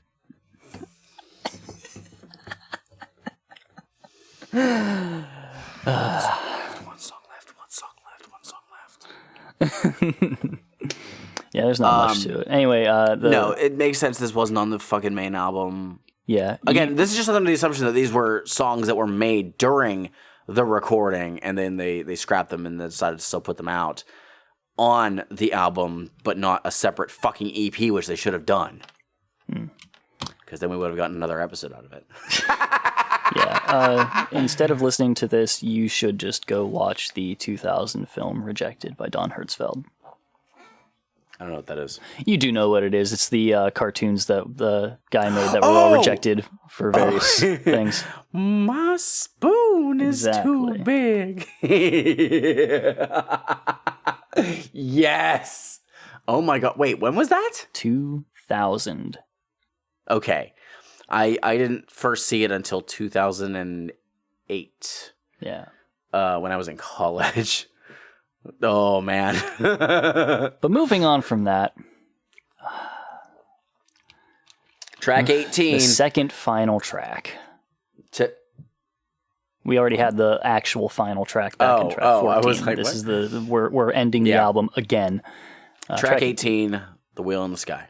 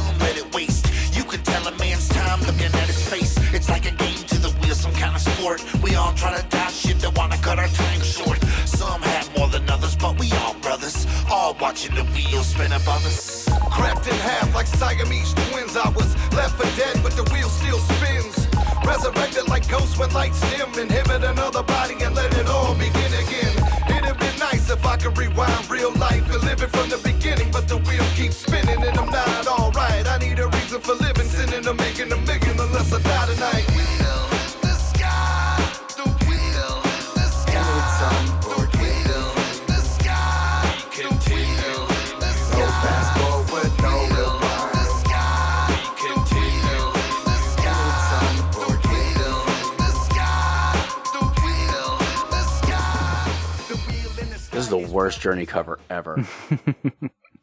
And I've gone to karaoke nights. Damn. Remember that one person who would do Separate Ways like every fucking week? Yeah. And it would make me disappointed because that's my favorite Journey song. Love that song. It's fucking incredible. I saw them in concert and they ended with that track. Nice. It was so fucking good. Yeah. It wasn't Steve Perry. It was the second guy. Oh, okay.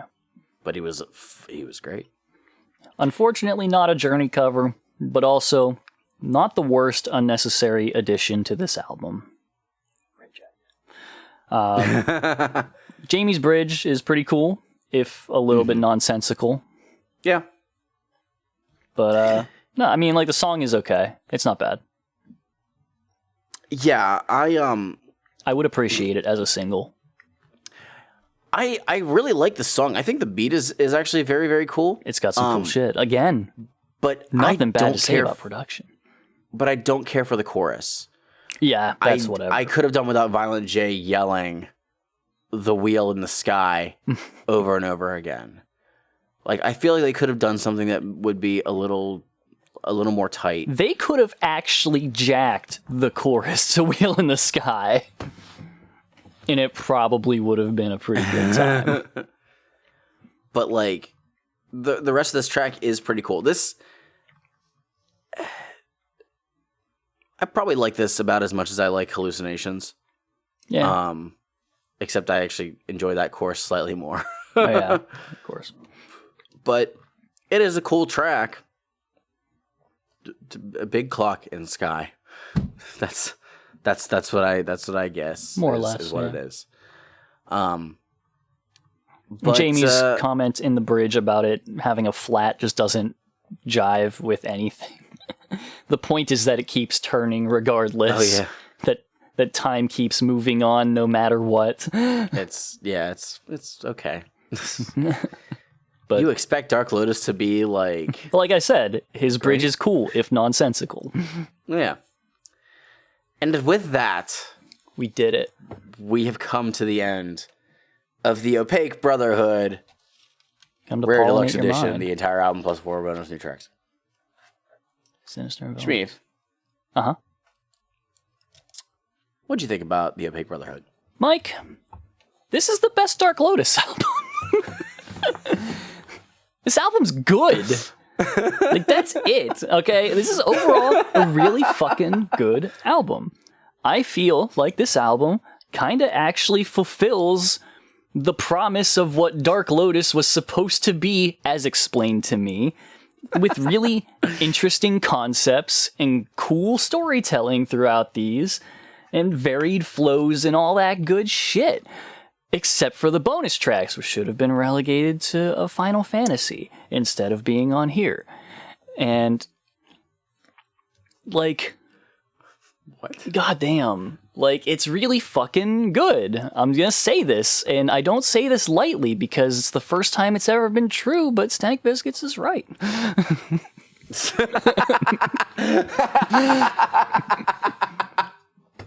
You are going to give them an ego that they don't need. That's why I tempered it so much. Stank Biscuits, you get 1. No, this is a really good album. There's a lot of interesting stuff going on. It's not just like they're being like it doesn't feel the same as just we got all these people together and shoved them into a fucking booth to rap. Like, they had ideas and they went with it. This is like, it's like Hell House, but like they kept doing it. Like, they were like, they didn't just have one cool idea. They had a lot. And it's awesome. And again, production, sick. It all feels very cohesive. It's just a good fucking album. It draws you the fuck in. I will say that I think that this album does benefit by having the production that it does. Kuma is great. Whatever Eric Davey did was solid as well. We do have to remember that the production for the first 2 Lotus albums was very stilted because there were 3 different producers on the first Lotus album. There was 3 or 4 different producers on the second Lotus album. And, you know, it took them, 2 years to make the first Lotus record. And the second one seemed to be rushed. Now, clearly they were working on this one for, I would say, at least like 6 months or something like that, or something close to it. To make sure that they fine-tuned everything they needed. That said, this is the Lotus album that I like the least. Or it may be tied with the first Lotus album. Because maybe I got so used to Black Rain Dark Lotus, which is just a good Twisted album that everybody is doing Twisted on. And I like just the psychopathic family stuff. It was weird whenever it went from Dark Lotus, they're these guys in robes and they have crosses on their faces. And then it's like, Dark Lotus is these 6 guys from Detroit that are just rapping, and a lot of it is still just them doing their normal stuff, but somewhat spookier. No, this is, yes, its entire own concept that they're starting to finally flesh out, but for some reason that doesn't appeal to me as much. I do think that there are fantastic tracks on here, including some of my favorite Lotus tracks of all time, but for some reason this does not give me the same kind of enjoyment that I get from pretty much any other Lotus album of the 4 that there are. I can't stress enough, I really do think that they should have just made a separate tour EP for those bonus 4 tracks, because that's what makes this album feel long, especially whenever you had a 7-minute long song, 5 from the end here. Yeah, everything that I said applies to the original album. Yes. Not with 100%. the 4 bonus tracks. No, 100%. I get it. So that's the thing. It's not me trying to be... I promise I'm not saying this to be edgy or whatever, but I just don't care for this album too much. And I can't stress how many times I've said during the course of this show that re-listening to albums gives me a new appreciation for them and makes me think about songs that I haven't listened to in years. And I did get a couple of tracks from this album now because of that. I definitely want to listen to Falling more. I definitely want to listen to Hot Poison and Trapped Inside more. But a good bit of this, probably at least half the tracks on here, I can kind of do without. So I give them props for trying to establish something and run with it for the entire album.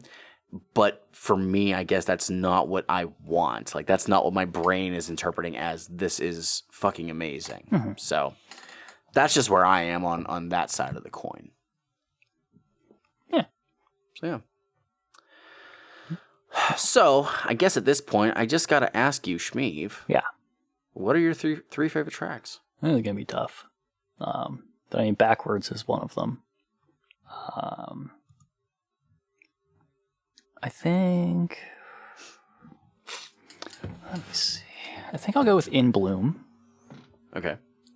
Very good, very good.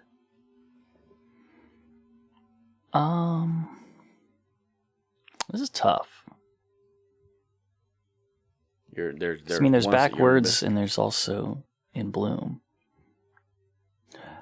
There's also Keep Up. But then there's Backwards and then there's also In Bloom. There's Keep Up. Under the fire, dare you follow me. I'm surprised you just haven't immediately gone and said Withered.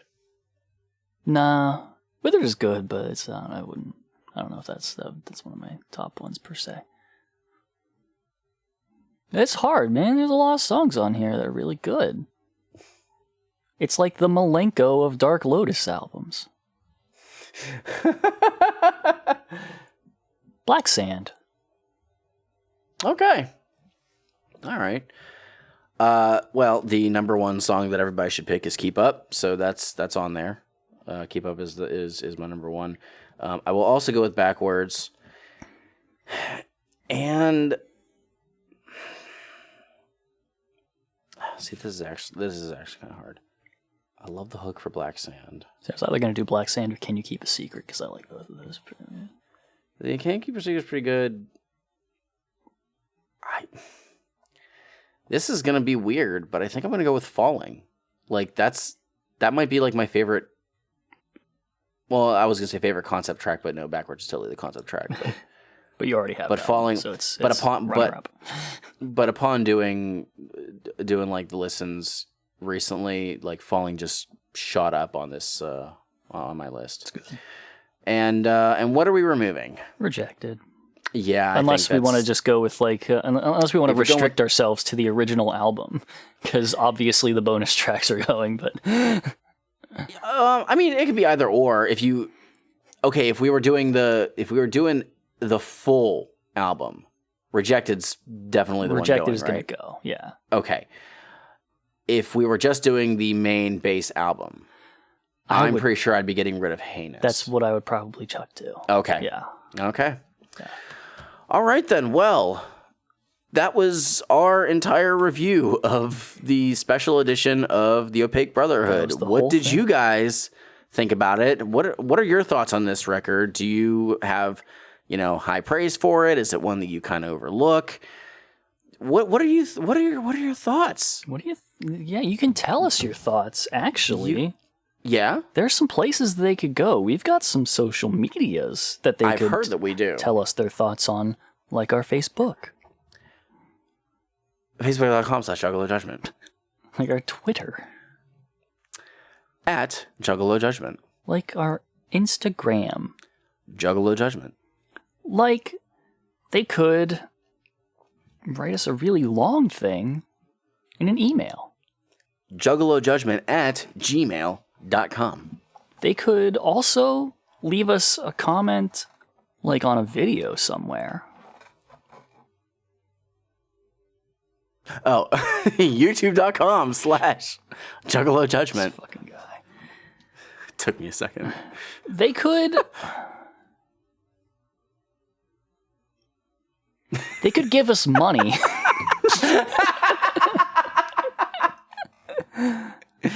You can support us at patreon.com/Juggalo Judgment.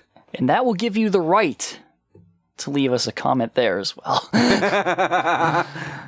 They could and hit also us do up. some other stuff, you know. Yeah. Stuff. You could do some other stuff, such as asking us questions that we will answer right fucking now. Oh, do we have that? We have one question, yes. We have one question. One Holy question shit, from let's do Carl it. Zayas. I love Carl. Carl, you're fucking awesome. Their biggest question. Why do people hate Fearless Fred Fury? People in general or just me? People. So it's interesting. When I've looked at stuff, I actually see that quite a few people really like the album. Because it was a massive departure of the Marvelous Missing Link albums. People absolutely hated Missing Link Found, despite me really liking it. A lot of people like the fact that that album is one of the more like dark and grimy albums that ICP has done over the years. And it's the most, I guess, modern sounding with production. Because clearly they've been, chilling with Ouija Mac a lot. So they're making more music that sounds like that. But it's funny. I've actually heard more and more people enjoy that album these days, rather than dislike it. I'm one of the few who seems to be like very anti Fearless Fred Fury. It is my least favorite Joker's card of the second deck. I will stand by that. I don't care. Because most of that album is just not for me. But it seems like the general Juggalo public, tends to like that album a lot, especially as far as the second deck goes, because most people don't even like the second deck, because they are whiny babies that don't like change. And that's my answer. I'm going to say because it's new, and Juggalos hate things that are new. Yeah. And if you want to talk to us individually about our answers regarding this question, or that question, we changed up one of our tiers on Patreon, $5 tier now.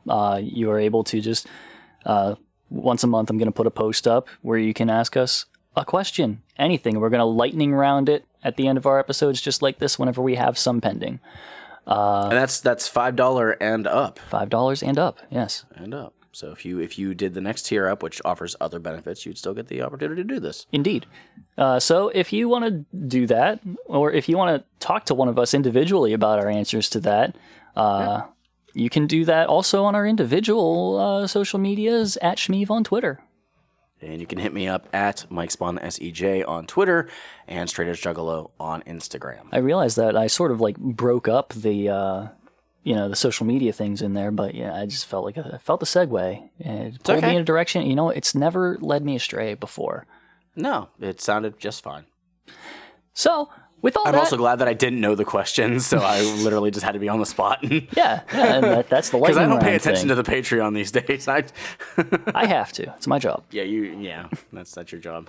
So, but with all that, I feel like we're done. Yeah. Yeah, I think that's about it. We should say, I guess, what we said at the beginning, if this comes out before the gathering, everybody be safe at the gathering. Yeah, man, I'm really looking forward to it. I hope to see you there.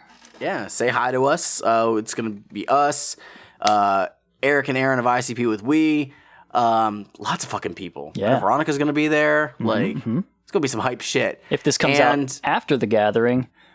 God damn, that fucking sucked. Fucking Jesus Christ. Never again. Camzol for life. Yeah. God, this is what you wanted to do, Mike? That's what you were excited for? I'm sorry. I can't help it. It's just, I keep getting criticized that I'm not a Juggalo because I haven't gone. And now you're not one because you went to the gathering and it sucked. Because I went and it was the worst. I mean, it didn't help that you spent most of the time in the hospital after getting hit by that golf cart. But it wasn't the golf cart. They don't allow this on the grounds anymore. Well, I mean, that's not. So I don't know what the fuck hit me. You were supposed to be recording. You were recording. You were documenting the entire weekend. What the fuck happened? I looked away for just a second. Well, and in that moment, everything changed. Finish your motherfucking fagels.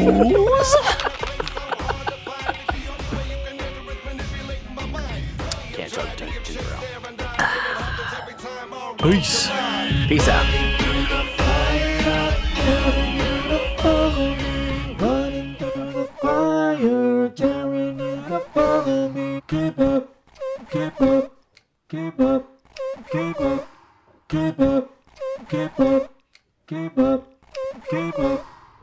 I'm running through the fire like I'm made of asbestos. They think I'm turning evil cause I'm past your pens. Living like a convict without no sins. Hot like the human torch without no question. Catch up if you can't stand the heat. Cause it's coming out the kitchen, giving burn 3rd degree. Cause you ain't spelling just a better beer for the barbecue. Cause to lose the fire, we got the fire to you.